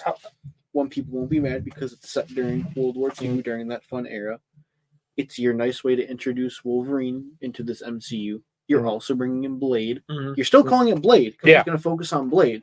But Captain America just shows up going, who sent you here? I'm here with the U.S. government because this is a Hydra base. Why are you here? Oh, vampires are real. Huh? Yeah. Like, what do you mean vampires are real? And that's when we get the shot of, Wolverine's there too going, I'm Canadian. Who the hell are you? You guys Like, it's do the something, form. and then Black Panther shows Yeah. up. Well, this is Wakanda business now. So Like they stole my like Blade's like, yeah, I'm here because he's Dracula. Mhm. Yeah. You're here because he's Hydra. you're here because it's vibranium. So Wolverine, why are you here? It just doesn't say why. He's Yeah, there. exactly. You Which can, would be, I love that. Or you could just take him out. You know, it's one of those things. either that, then it's like that one big fight, that one big act. You got that one little quick action scene, and then bam. Yeah. Now, would you like if Chris Evans were to show up and it's him with like the old cool retro, not the disc shield? Well, I mean, that would Yeah. punch- Well, it needs to be continuity wise. It would have to be the old So shield. it would have to be that Oh, shield, yeah, it'd have to and be it would have to be, yeah, because that's when he gets it, is it gets punched by Red Skull. and they have to be the first event. And I would love to see. I would love to see Dun Dun Guggen back and all those characters back. You You get know? all those guys back. Say, hey, we're actually going to do the Howling Commandos this time. Yeah. You're going to be alongside Blade, and then that's when you get the Steve Rogers going, hey, what's your name? Blade disappears going. What if that's I'll see this And guy again. I would love to see it because I would love to see Bucky back too. Mhm. Yeah. Like to see all that. And then that's Yeah. when he goes into the first Avenger. Bucky lose, And Bucky it's falls off it's the it's train, before Cap gets it's frozen. before the train stuff and That's how you do a Blade movie. It's Yeah. a fun period piece, and you could throw in older heroes. So you could Yeah. throw in T'Challa's grandfather. Yeah. That'd be Because cool. Wakanda's there. I mean you got that idea. You know, the Black Knight. Yeah, You know, Captain Britain, Black Knight. You know, Not at all. You could throw in a nice little action scene. You could, You can but have- it's mostly Blade. You could have it. you can have. Hear me out. Hear me out. Hear me out. It's a multiverse story. And he meets Morbius. Oh, I was thinking of. Hear me out. Now that I'm saying it as it's a World War II period piece. Mhm. Sam Wilson goes to see Steve. Mhm. Hey, do you have any fun stories that you just never told anyone? It's a story. Well, there was one that was in World War II that was like a mission that just never It's was never. It's a blacklisted mission. Like it just got Yeah. covered up. Or just have it. You know, it'd be really cool. It's just like it's Steve Rogers going through all the paperwork and be like, Like, I remember this guy. Or, Yeah. present day they're hearing of vampire attacks. Yeah. And that's when Sam's trying to be like, hey, this guy, it seems like he's been around for a while. Steve, you ever run into a vampire? And he goes, not that I can recall, but there was this one guy back in the war who was a vampire killer. Yeah. Or would, jokingly Yeah. being like, I didn't believe it then, but And then I might believe it now. yeah, and And it's him retelling the events, and that's the Blade movie. And then that's when we see Mhm. Blade. Like you can the first half can be it's set during World War II. And then Blade shows up to Steve going long time no see, yada yada yada. Yeah. It's like, hey, there's been actual vampire attack Mhm. that you know, but I'll go look into it now. so it's a flash. It's like a whole flashback scene. I like that idea. And then it's Blade. Now we go to the modern day plot of, oh hey, look, it's whoever we said was the villain the other day, Lilith, Mia Goth, Yeah. and Dracula, Mhm. like running whatever they're doing. I don't know. It's just me Mhm. pitching a World War II because I love World Yeah. War II, and you can do a lot with that story. I like that idea. It's a great idea. I think we should end it there. Yep, but Marvel, make a World War II vampire movie. Also, get your shit together. It's not that hard. don't Find rush, your money. don't rush. Yeah, find your money. Don't rush your movies. I think that should be the main thing. Just take a break for a minute Mm-hmm. and not only take a break, but like look at everything that's in the pot and go, what can we really do with this? Yeah. You know, what should we do with Kang? Yeah, I mean, yeah. you know, What can you do at the end of the day? You take a nice step back, Yeah. reevaluate your, because they have movies till 2030. Who knows now? So you have to take a step back, being Feige. Yeah. Maybe grow your hair back that you had Mm-hmm. back when you weren't stressed. And when you're a lonely intern. when you were a lonely Mhm. intern. But other than that, just take a step back, breathe, evaluate this plan. Yeah. Because it's okay if shit goes off the rails. You just need to get it back on the track. Yep. Yeah. That's what it's going to come down to. You're at a stop and you're fixing your railroad track. And you're basically out of your steam. You're out of your coal at this point. You need to find that coal that reignites the flame. And to be fair, I mean, this is not just Marvel. This is all Disney. Yeah. This is Disney. That's a discussion for a And- whole nother day. This is, they went down the hill. They're gonna get back up. They always have, Just they're gonna enter another renaissance. I think it's gonna be great. I think the Star Wars movies are gonna be great. The Marvel movies are gonna be. The Disney animated movies are gonna be great. They just they kind of shot themselves with the foot with the service, you know, the Yeah. streaming service. So they put all their bets and all their eggs in one basket. Now you got to crawl out of this hole that you dug yourself. Yeah. But wrapping it up. Yeah. Got a question especially for me and for all the audience. How are we doing Batman and Robin Part 2?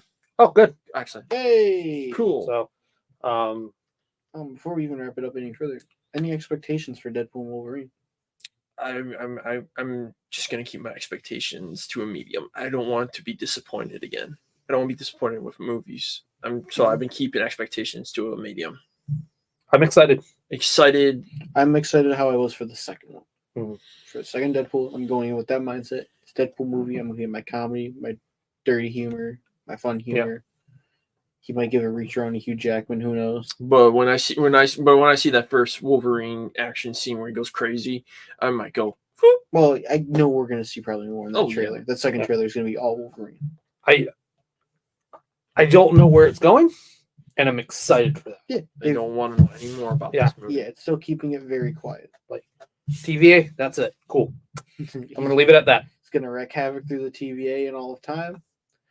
That's why Loki has to clean it up. Can't wait to see who it is in this movie.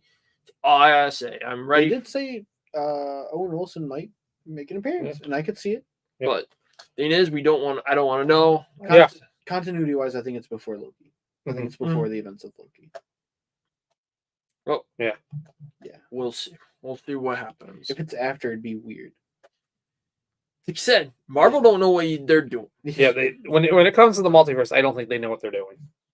So, yeah. But, the mouse is over there. If you want to hit the end stream, Adam, you could be the one. Sure. Until then, y'all, we love you. Read some more books, watch some more movies, play some more games.